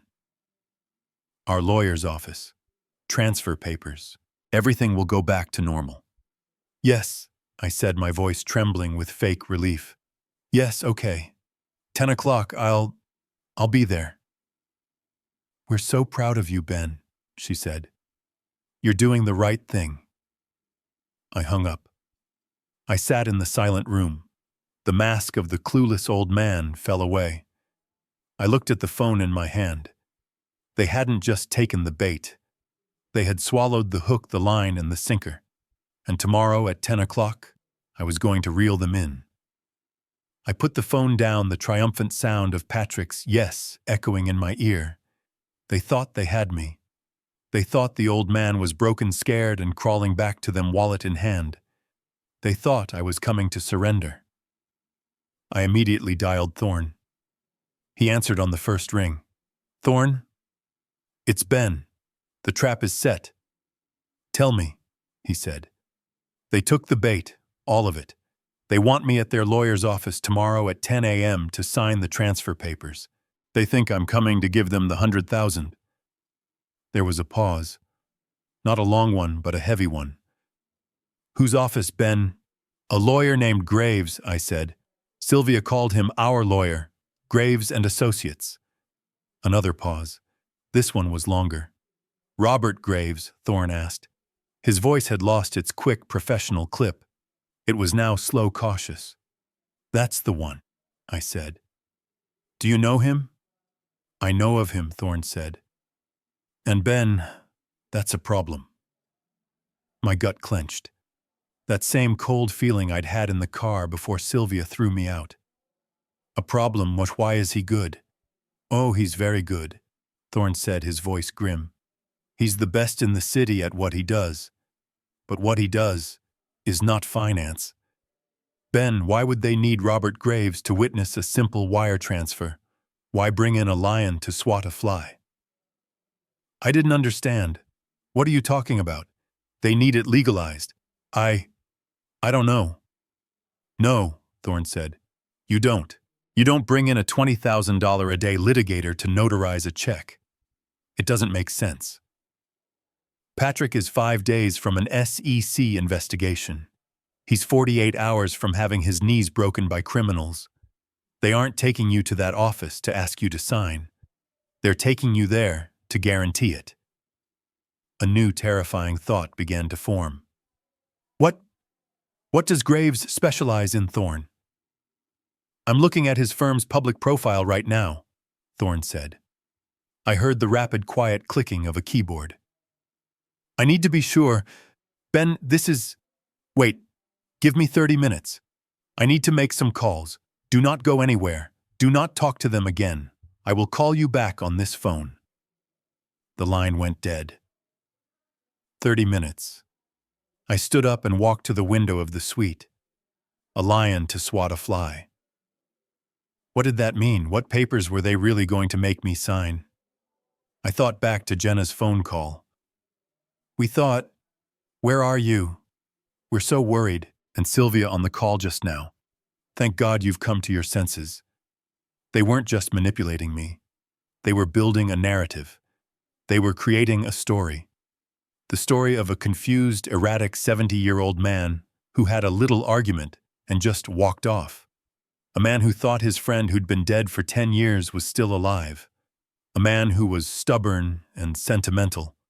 A man who was... The phone on the desk rang, making me jump. It was Thorne. It hadn't even been 20 minutes. I snatched it up. Thorne. His voice was pure ice. Ben, I was wrong. My heart hammered. Wrong about what? He's not a lion, Thorne said. He's a vulture. I just spoke to an old colleague at the Bar Association. I've seen his case history. Robert Graves, he is not a financial lawyer. He has zero specialty in wealth management. He's not a criminal lawyer. He's not a real estate lawyer. Then what is he? I demanded. He's a probate litigator, Ben. He is the #1 most ruthless, most successful specialist in the state of Illinois for contested guardianships and involuntary competency hearings. I had to grip the desk to stay standing. The phone felt slippery in my hand. Guardianship? You mean, like for old people, for people who are no longer capable of managing their own affairs? Ben. Thorne's voice was sharp, pulling me back from the shock. He's the lawyer you hire when you want to force a relative into a home and take legal control of their entire estate. He's the man you hire when you want to prove in front of a judge that someone is senile, confused, paranoid, incompetent. The pieces slammed together in my mind with the force of a physical blow. The fight, kicking me out without a phone or wallet. Jenna's call setting up my confusion about my dead friend, their worry, and my phone call just now. A confused, scared old man begging to come home, promising to sign whatever you need. My God, I whispered. They're not trying to convince me. They're trying to have me committed. It's worse, Ben, Thorne said, his voice urgent. Graves doesn't lose. He's notorious for using expert witnesses, hired gun doctors who will show up and testify for a fee that a patient is a danger to himself or his finances. They're not just taking you to sign a transfer paper. They're taking you to an ambush. They will have a doctor there. They will have a notary. They will try to trick you into signing a voluntary conservatorship. And the moment you refuse, the moment you get angry, the moment you accuse them, they will use that, your paranoia, your agitation, as the primary evidence to file an emergency petition with a judge to have you declared incompetent before the end of the day. The full horrifying plan laid itself bare. They get control, not just of the 100,000, not just the 250. They get everything. They get my entire real estate portfolio. They'll leverage it, pay back the $5 million Patrick stole, pay off the loan sharks. And they would leave me, Benjamin Foster, locked in a nursing home, legally erased with my signature on a piece of paper that says I'm insane. They're trying to bury me alive, I said. Yes, Thorne replied. But they made one mistake. They thought you were a clueless old man. They didn't know you were Thomas Foster's son. And they damn well didn't know you were my client. 10 a.m. tomorrow. We'll be ready. We're not just going to stop them, Ben. We are going to dismantle them. I spent the last of my cash on a cab. I didn't wear the new clothes I had bought. I went back to the old stained slacks and the worn-out shirt I had been wearing for 3 days. I didn't shave. I splashed cold water on my face, but I didn't dry it, letting the dampness cling to my skin. I made sure to walk the 6 blocks to the cab stand in the morning chill. By the time I arrived at the downtown high-rise, I was the perfect picture of the man they wanted. A 70-year-old vagrant, shivering red-eyed and completely defeated. The building was all polished steel and silent, expensive glass. The lobby smelled like money. I shuffled my feet on the marble floor, just like I used to when I came in from a muddy construction site. The security guard at the front desk looked at me with open disdain, his eyes flicking to my dirty duffel bag. He probably assumed I was a delivery man who had wandered into the wrong building. I took the elevator up to the 27th floor. The doors opened onto a hushed, gray-carpeted reception area. Graves and Associates. I pushed the heavy glass door open. I could hear their voices before I saw them. They were in a large conference room just off the lobby, the door wide open. They were all there. Sylvia, Patrick, and Jenna. They were sitting around a massive dark wood table that looked like it had been carved from a single ancient tree. Sylvia saw me first. Her hand flew to her mouth. It was a perfect performance of shock and pity. "Oh, Ben, my God, look at you." She rushed toward me, her arms open, her expensive perfume choking me as she pulled me into a hug. Her body was tense. She felt cold as ice. "Oh, darling, you look terrible," she whispered, her voice thick with fake tears. "You're freezing. Where have you been? What happened to you?" Patrick and Jenna were right behind her, their faces arranged in identical masks of practiced concern. "Dad," Patrick said, his voice heavy with false emotion. He put a hand on my shoulder, his grip a little too tight. "Dad, we were so worried. We've been up all night." Jenna was hysterical. "Why didn't you just come home?" Jenna, right on cue, dabbed at her perfectly dry eyes with a tissue. "Thank God you're safe, Ben. We were so scared. We thought you were lost." Lost. That was the word. The word they had been practicing. The word they would use later in court. Lost. Confused. Senile. I let my shoulders slump. I let my hands tremble. I looked around the room with vacant eyes.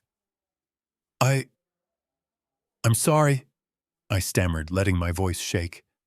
I got confused. I don't know, I just want this to be over. I'll sign the papers. I'll sign whatever you want. For Patrick."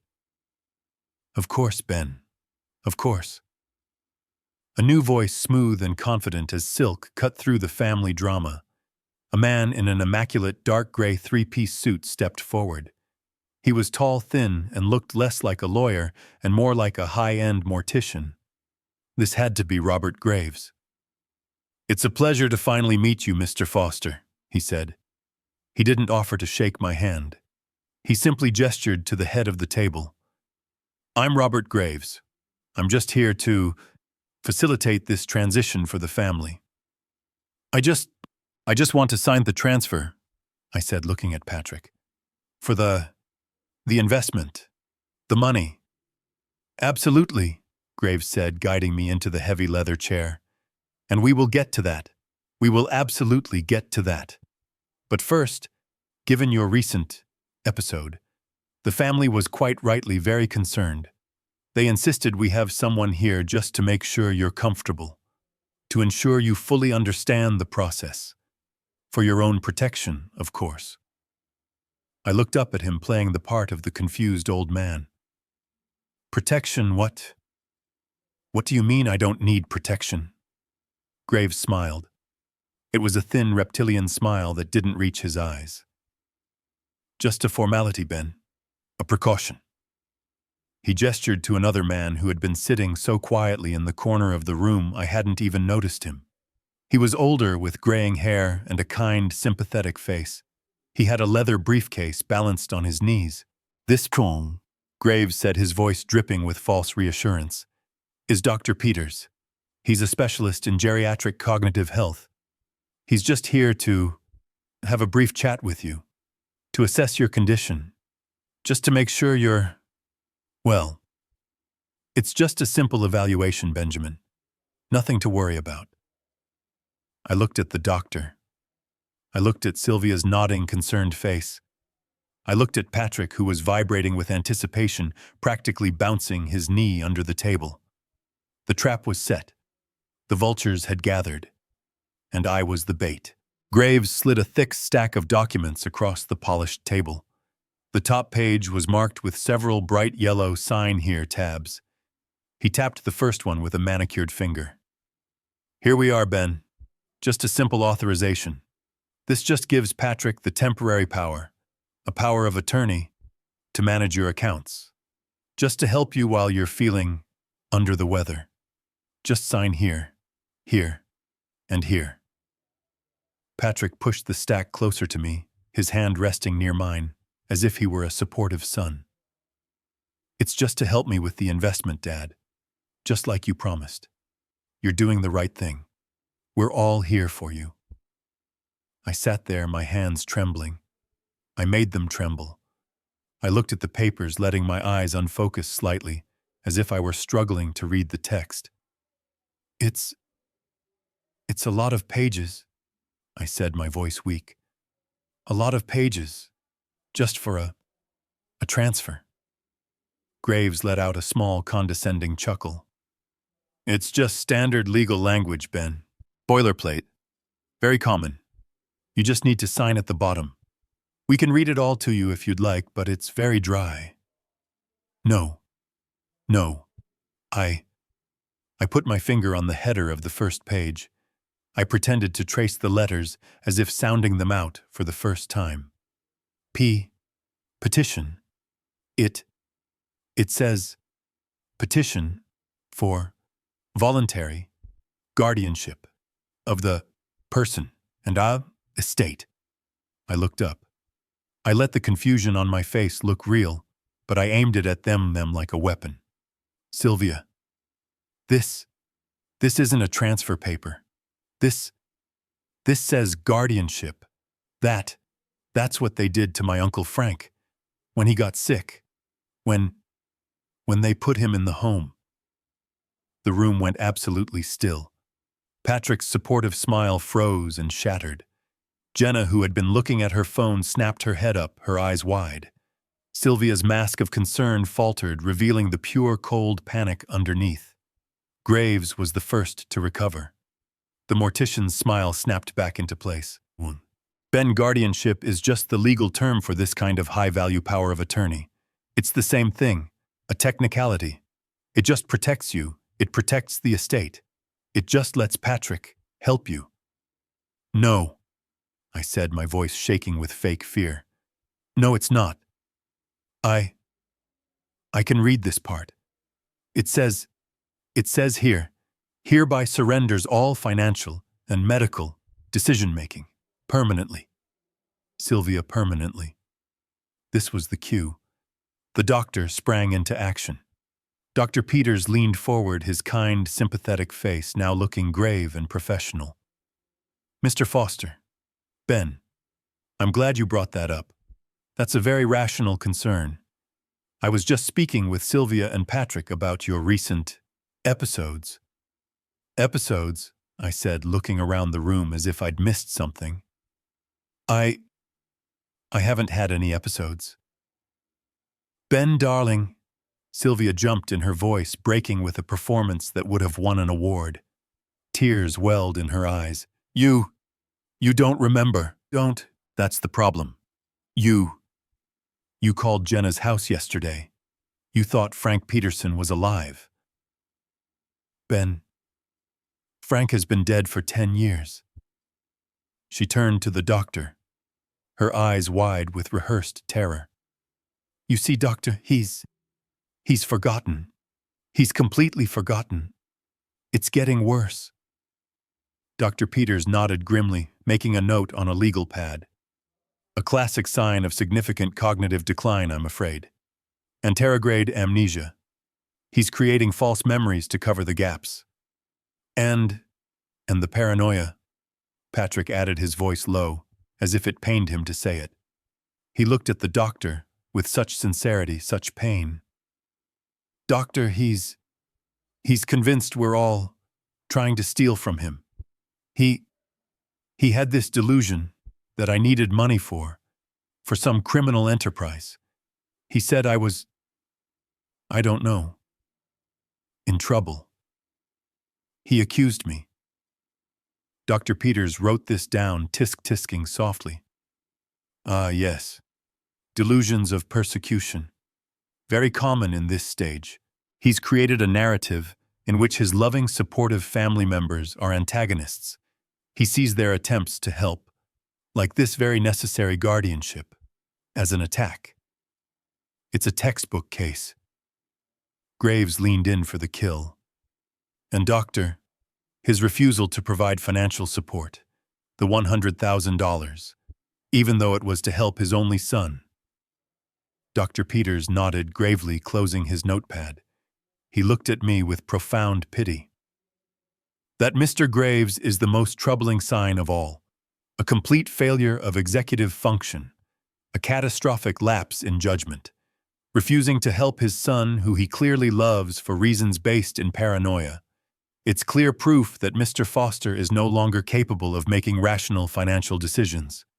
He is, in my professional opinion, a clear and present danger to himself and to his own estate. They had built the perfect cage. Every word I said, every action I took was now proof of my insanity. My refusal to be robbed was a catastrophic lapse in judgment. My anger was paranoia. My confusion was amnesia. I looked at the paper. I looked at their eager, predatory faces. Sylvia, the grieving wife. Patrick, the burdened son. Jenna, the worried daughter. And Graves and Peters, the experts here to save me from myself. So, I said, my voice small, if I don't sign this, you'll just tell a judge I'm crazy. Graves smiled that thin, oily smile again. Ben, no one is using the word crazy. We are using the word incapable. This is not a punishment. This is a protection. If you don't sign yes, we will be forced to present Dr. Peters' professional assessment to a judge. For your own good. We just want what's best for you. What's best for me? I repeated, my voice still small. I looked down at the signature line. I picked up the heavy, expensive pen they had placed in front of me. I could feel all their eyes on me. I could feel their collective sigh of relief as I lifted the pen. I held it over the paper. Patrick leaned in closer, his eyes fixed on the tip of the pen. Then I very deliberately set the pen down on the table. I looked up. I looked right at Patrick, and I stopped shaking. The tremor in my voice, the fear in my eyes, it all vanished. "You really think," I said, my voice now low, clear and cold as steel, "that I am a clueless old man, don't you?" The change in the room was electric. Sylvia's concerned expression froze. Jenna's hand stopped halfway to her face. Patrick's jaw dropped. "Dad," Patrick said, his voice confused. What are you doing? Just sign the paper. Stop this." "Stop what?" I asked. I leaned forward, my hands flat on the table. "Stop playing your part. You all did so well. The performance was excellent. Sylvia, the tears, a masterstroke. Jenna, the breathless panic on the phone, inspired. And Dr. Peters." I looked at the doctor in the corner. "A wonderful understated performance. Textbook case. A lovely touch." Graves was the first to react. "Mr. Foster, if you are feeling agitated, perhaps we should take a break." "I am not agitated, Mr. Graves," I said, turning my gaze to him. "I am enlightened, and I am not signing your fraudulent guardianship petition." Patrick shot to his feet. The chair screeched backward on the floor. His mask of concern didn't just slip, it evaporated. His face was purple with rage. "Sign it, old man," he roared, slamming his fist on the table. "Just sign the damn paper. You don't know what you're doing. You're ruining everything." "On the contrary, Patrick," I said calmly. "I know exactly what I'm doing. I know exactly what you're doing. I know about the 48-hour deadline. I know about the loan sharks. I know about the meeting in the parking lot. I know about the men named Leo and the one in the silk shirt." The color drained from Patrick's face. He looked at Sylvia, who looked like she had just seen a ghost. How could you?" he stammered. "You see," I continued, "while you were all busy building this little stage play, setting me up as an incompetent fool, I was busy too. I've seen the videos of your wife and your mother selling my anniversary gifts at a pawn shop. I've seen the footage of you, Patrick, groveling on the asphalt, begging for your life, crying. You were spying on me," he whispered, his voice full of disbelief. "You threw me out of a car with no phone and no money," I said, my voice rising. "You abandoned me. Did you think I was just going to sit on the curb and wait to die? My father was a lion. You should have remembered that." You... Patrick was sputtering, his mind racing, trying to catch up. You bastard! You did this.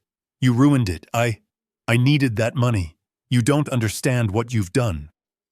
"Oh, I think I do," I said. "You needed the 100,000 to pay off your criminal friends. You needed the 250,000 to... what run? A little nest egg for you and your mother, and you needed me, committed, so you could get your hands on my real estate." "Yes," he screamed. His composure was completely gone. He was a desperate, terrified child in a 42-year-old's body. "Yes, you're right. But you don't know the reason. I know the reason, Patrick. I know about the gambling. I know about the offshore accounts. I know you're in a hole." "A hole?" He laughed, a wild, hysterical sound that was half sob. "A hole? You think this is about a gambling debt? You really are a clueless old man." He grabbed his hair with both hands. "This isn't about my money. It's about their money, the client's money. I didn't just lose Dad, I stole. I stole from them. It's gone." He was sobbing now. Great racking sobs. "It's gone. $5 million I took it. I was just borrowing it to make a quick trade, to fix the gambling losses. But the trade went bad.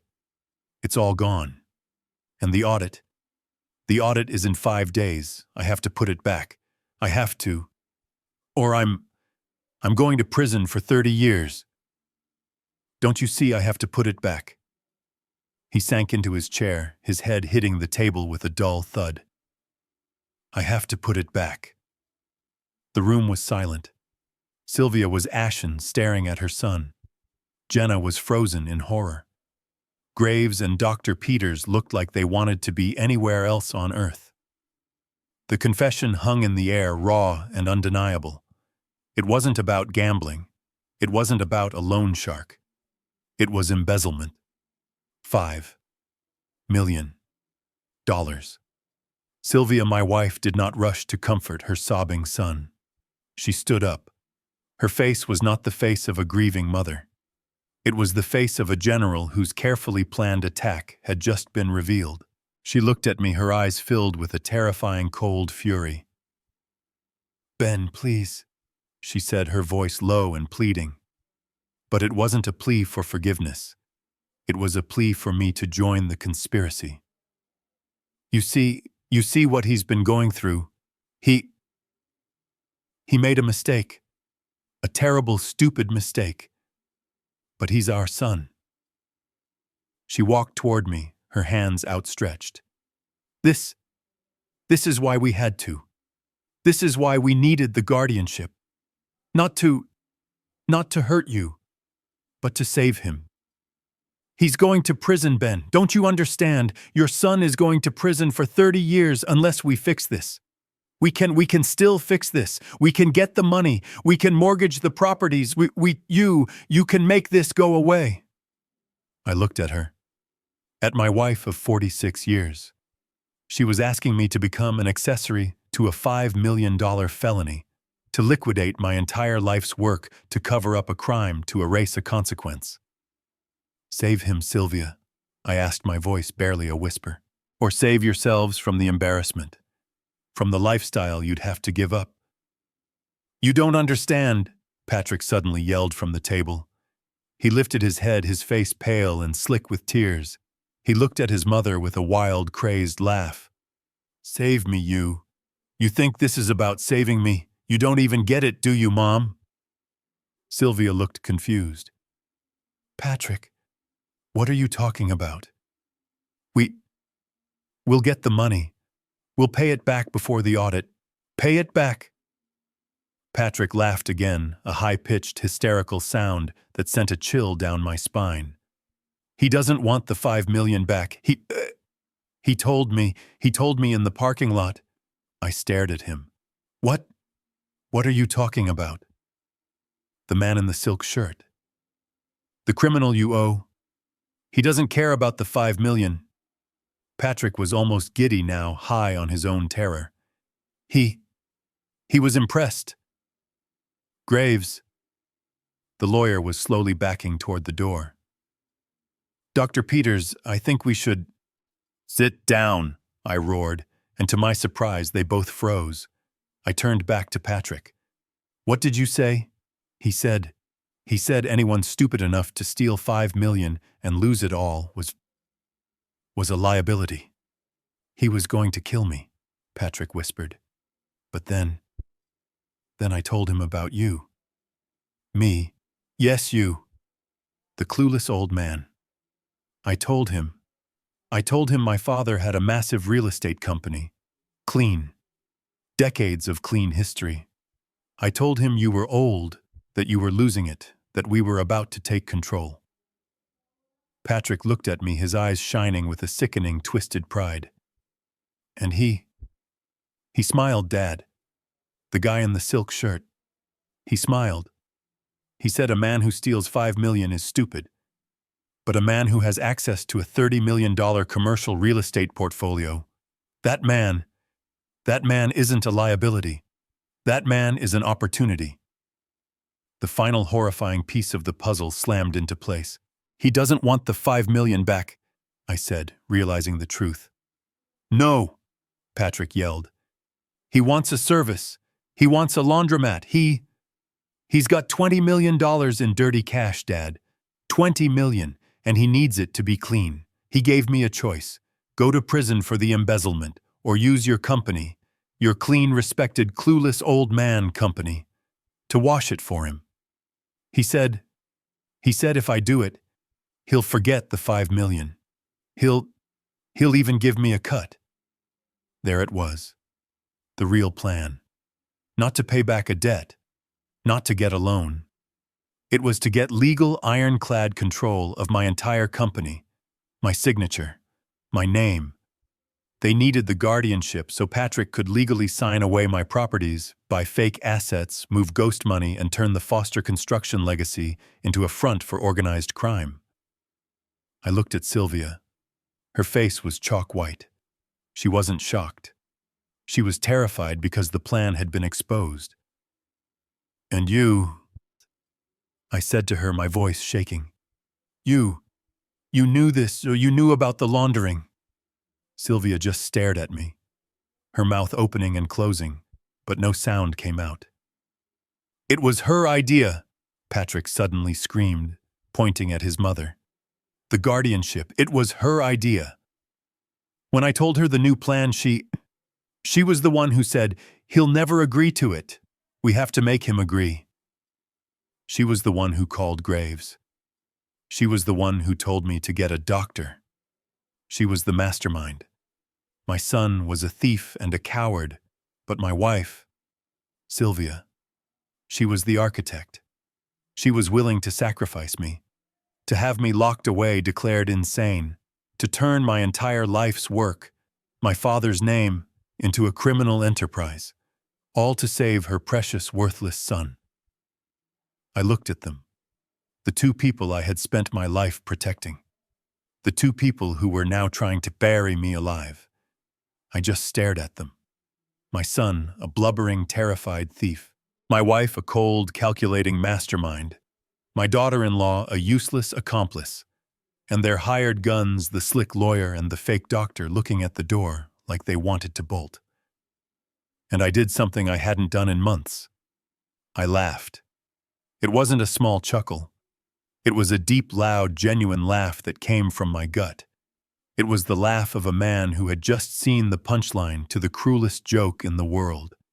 It echoed in the silent, expensive conference room. Sylvia's head snapped up. What's so funny? Ben, stop it. This is serious." "Oh, it's serious, Sylvia," I said, wiping a tear from my eye.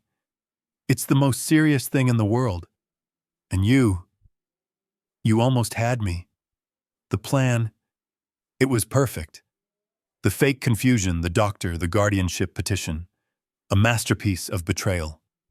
You thought of everything." I stood up from my chair, my voice now calm and steady. "A perfect plan. There's only one problem." Patrick looked up, his face a mess of tears and snot. What problem?" "The problem," I said, looking right at him, "is that you're right. I am a clueless old man. But my father was a lion, and he taught me to always get a second opinion on a bad foundation." As if on cue, the heavy mahogany conference room doors swung open with a whoosh. Sylvia, Patrick, and Graves all flinched, spinning around. A man stood in the doorway. He was not wearing a uniform. He was wearing a $12,000 suit, and his face was carved from granite. It was Mr. Thorne. He took one step into the room, his eyes scanning every person, cataloging their guilt. "The problem," Thorne said, his voice filling the room with an authority that Graves could only dream of, "is that Mr. Foster isn't incompetent at all. In fact, his mind is sharper than any of ours." Patrick scrambled to his feet. Who the hell are you? This is a private meeting. Get out." "I am Mr. Foster's legal counsel," Thorne said, ignoring Patrick and looking directly at Graves. "And I'm not alone." Thorne stepped aside, and through the door walked two uniformed Chicago police officers. Their hands were resting casually on their belts, their expressions bored as if they were just stopping by for coffee. But they weren't the ones who scared them. The man who followed them in was the one. He was tall, impeccably dressed, in his late 60s, with a face that radiated pure, unfiltered intelligence and authority. "Dr. Peters," Thorne said, gesturing to the fake doctor who was now trying to blend into the wallpaper. I'd like you to meet Dr. Aris Thorne. He's my brother. He's also the chief of psychiatry at St. Jude's Hospital and the foremost expert on geriatric cognitive assessment in this state. He'd love to see your credentials." The color drained from Dr. Peters' face. He looked at Graves. He looked at the police. He looked at me. And he knew. The trap wasn't for me. It was for them. I watched as Dr. Peters tried to make himself small. He physically shrank in his chair, his fake sympathetic expression melting into one of pure, unadulterated panic. Dr. Aris Thorne. Thorne's brother walked over to him. He didn't raise his voice. He didn't need to. He moved with the quiet confidence of a man who held all the cards. "Dr. Peters," Aris said, his voice smooth and dangerously calm, "I find your assessment fascinating. A textbook case. You see, I am, the chief of psychiatry at St. Jude's Hospital. I have written several of the textbooks you're referring to. And in all my years, I have never heard of you. What medical school did you graduate from?" I... Peters stammered, his eyes darting frantically to Graves. This is a confidential patient evaluation. I will not be interrogated." "You're not his doctor," Aris said flatly. "You're an actor. I ran your name. You're listed with central casting."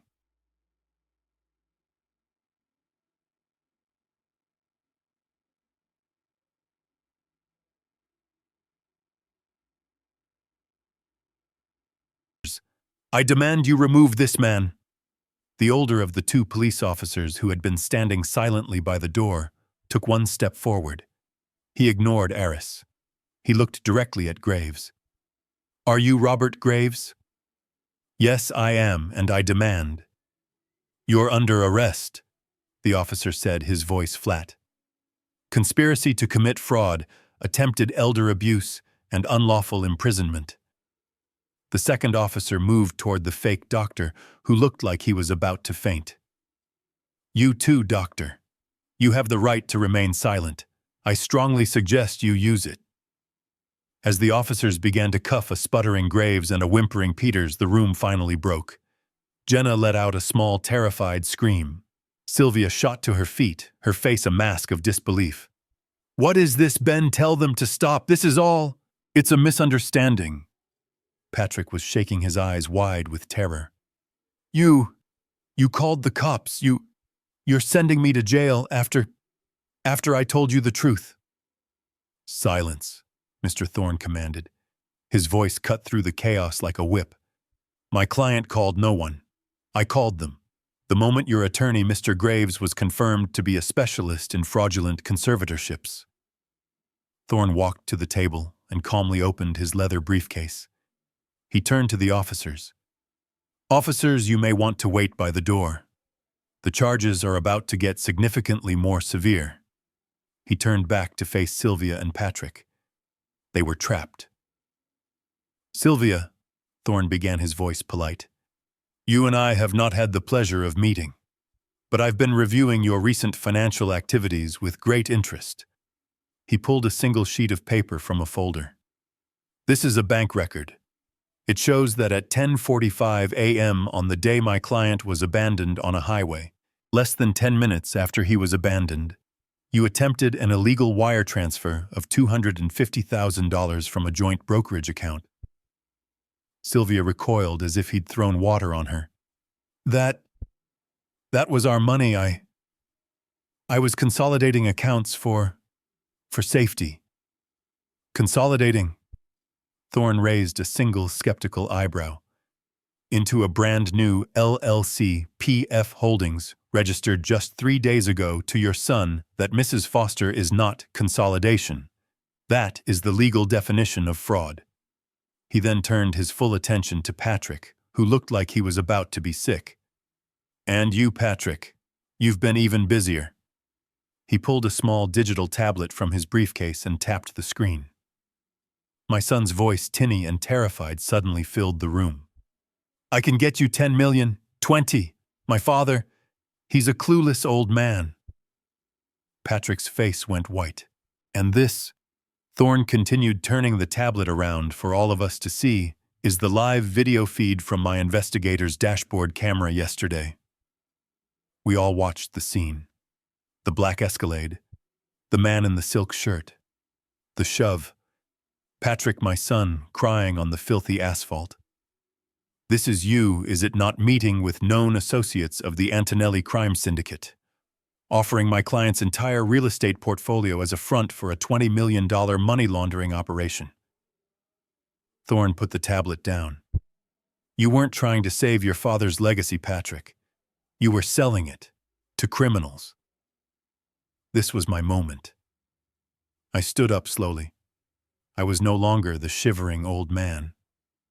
I was Thomas Foster's son. I looked at Sylvia. Her face was no longer pale. It was dark red, with a sputtering, silent rage. You did this? She whispered, her voice venomous. You'd rather see your own son go to prison than help him. Help him, I said. My voice was quiet, but it dominated the room. You call this help? You call destroying my name, my reputation, my freedom? Help. I looked at Patrick. You told those thugs I was a clueless old man. You were half right. I was clueless. I was clueless about who my wife was, and I was clueless about who my son had become. I walked over to Thorne, who handed me a new set of documents. Sylvia, I said, when I got out of that car, I didn't just feel cold. I felt free. Free to finally see the truth. So the first thing I did, the very first call I made, was to have Mr. Thorne freeze everything, every joint account, every credit line, every single asset. You have nothing. You can't, she shrieked, finally finding her voice. The house, our home. It's in my name, too. You can't take my home. I smiled. It was not a kind smile.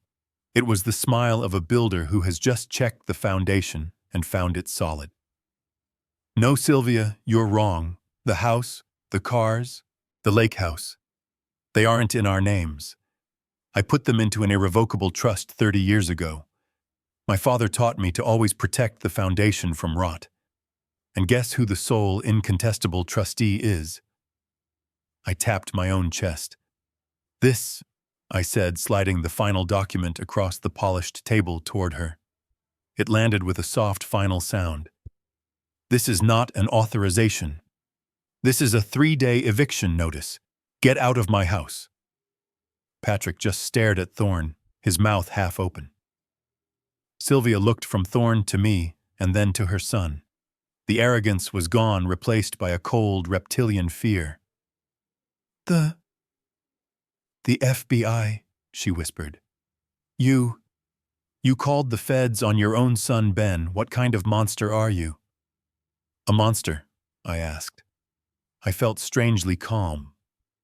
You tried to have me declared mentally incompetent and locked away so you could turn my company into a criminal laundromat. You threw me out of your car without $1 to my name. And I'm the monster.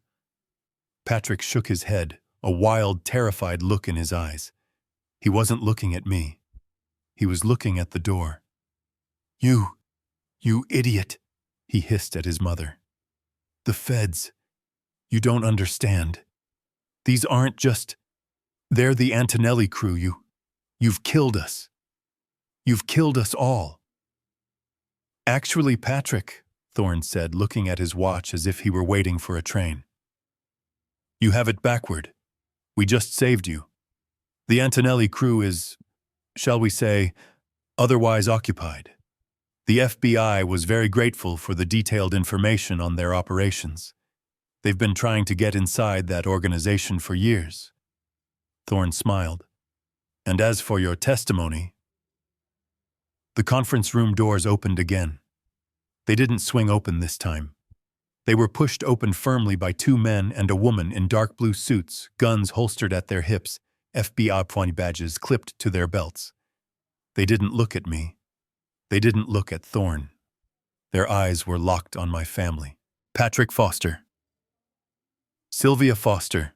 The lead agent, a tall woman with zero emotion in her face, said, "It was not a question." Sylvia let out a sound, a high, thin wail that was part scream, part sob. "No, no, Ben, please. He's your son. You can't let them do this to him. Tell them it's a mistake, a family argument." She lunged toward me, her hands like claws trying to grab my shirt to shake me to appeal to the clueless old man she thought was still in there. A second agent stepped in front of her, blocking her path with his body. "Ma'am, you need to calm down." You bastard!" she shrieked at me, her face contorted. "You did this, you monster! Sylvia Foster," the lead agent said, her voice bored. "You're under arrest for conspiracy to commit wire fraud and conspiracy to commit money laundering." She nodded to the second agent, who pulled Sylvia's arms behind her back. The click of the handcuffs was sharp, metallic, and final. The third agent moved to Patrick. My son didn't fight. He didn't speak. He just stood there, his body limp, his eyes completely hollow. He looked at me as they cuffed him. "Clueless old man," he whispered, a broken sound. "My God." Jenna, my daughter-in-law, who had been frozen in the corner the entire time, just watching her life implode. Her eyes rolled back into her head. She made a small gasp and then crumpled sideways out of her chair, fainting onto the expensive Persian carpet. Nobody even looked down. The agents led them out. Patrick first, then Sylvia, who was no longer screaming, just weeping these horrible, gulping sobs.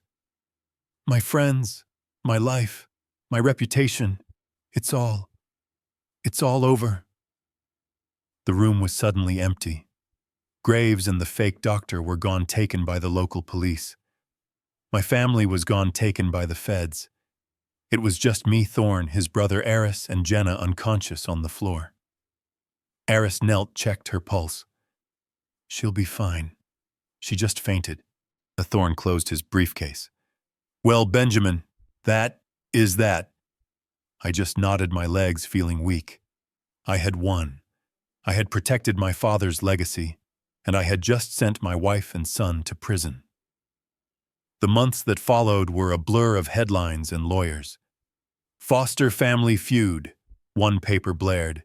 "CEO son and wife arrested in multi-million-dollar laundering scheme." My face was everywhere. I was the victim, the patriarch who had been betrayed. I holed up in the Cypress Club, letting Thorne handle the media. I had to testify. It was the hardest day of my life.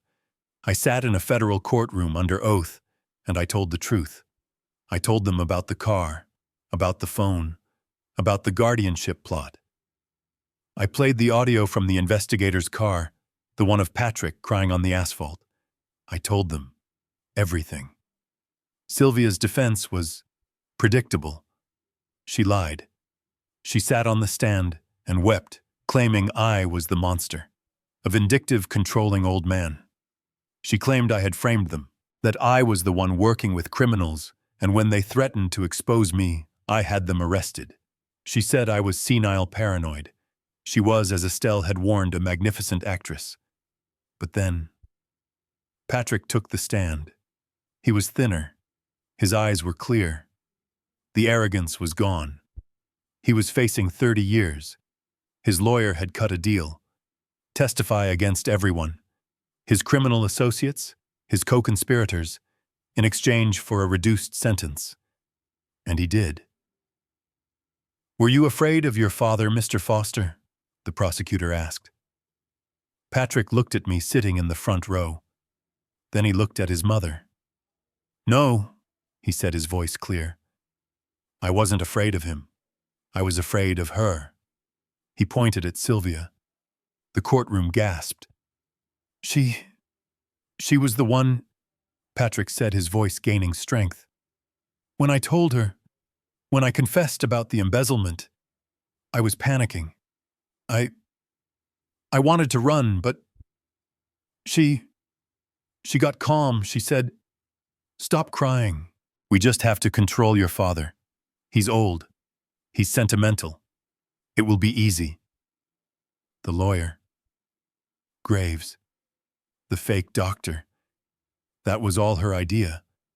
I just wanted to cover the money. She wanted the empire. It was the final ugly betrayal. The son to save himself exposing the mother who had tried to save him. I watched Sylvia's face collapse. It was over. It was all finally over. Patrick's testimony sealed their fate. The trial was quick. He had confessed to the $5 million embezzlement. Sylvia, my wife, was found guilty as the architect of the guardianship fraud and the money laundering conspiracy. The judge was not kind. He looked at Sylvia and called her a void of familial loyalty. Patrick, for his cooperation against the Antonelli crew, and his testimony received 20 years. He will be eligible for parole in 15. Sylvia. She received the same. 20 years. Jenna, my daughter-in-law, filed for divorce the day they were arrested. She tried to claim half of Patrick's assets, but there were no assets. There was only debt. And the irrevocable trust my father had inspired me to build, the one that held the house and all the real money, it was ironclad. She couldn't touch it. She walked away with nothing. The first thing I did was sell the house. I couldn't stand to set foot in it again. I sold the Mercedes. I sold all the furniture, all the trappings of a life that had turned out to be a lie. I liquidated the assets just as Sylvia had always wanted me to. But the money was mine. I had lunch with Estelle Wallace. We sat in her garden.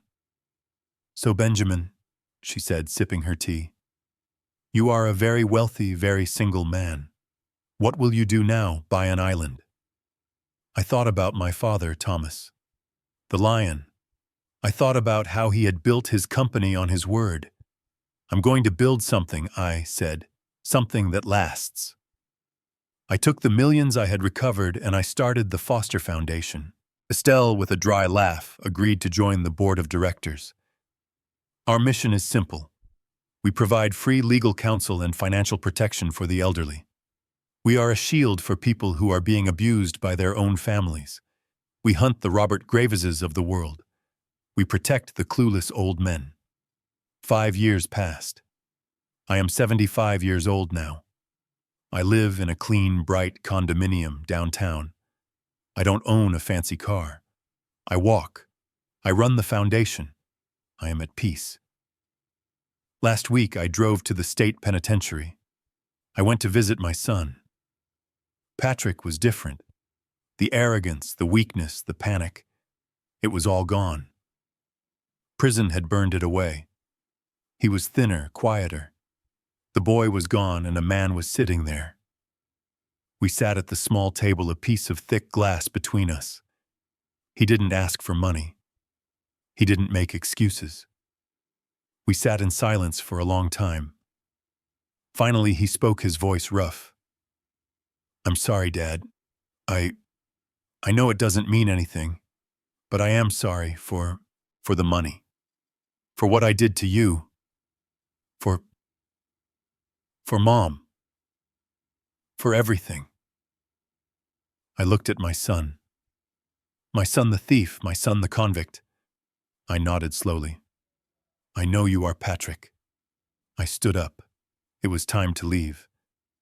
"Dad, wait," he called out, his voice small. Will you come back?" I stopped. I looked back at him, at the man he was slowly becoming, not the spoiled boy he had been. "You have 15 years left, Patrick," I said. 15 years to learn how to be a man. My father's grandson. We'll see." I turned and I walked away. I walked past the guards, through the heavy buzzing gates, and out into the bright afternoon sun. And for the first time since Sylvia Foster threw me from that car, I was truly, completely free. If you are listening to this story, if you are perhaps an older parent and you feel that your children are starting to see you not as a person, but as a bank account or as an obstacle, I want you to hear me. Elder financial abuse is real. It is quiet. It is cruel, and it happens in the families that look the most perfect from the outside. They will count on your love. They will count on your silence. They will call you confused or paranoid or clueless. Do not let them. Do not mistake your kindness for weakness. My father taught me to always protect the foundation of the house. You are your own foundation. Sometimes setting a boundary isn't an act of revenge. It is an act of survival. Blood is not an excuse for betrayal, and love is not a blank check for abuse. Did you like this story? Please tell me what city you are listening from in the comments. Your support helps me bring more stories like this. Don't forget to like this video and subscribe to the channel so you don't miss the next one. With love and respect.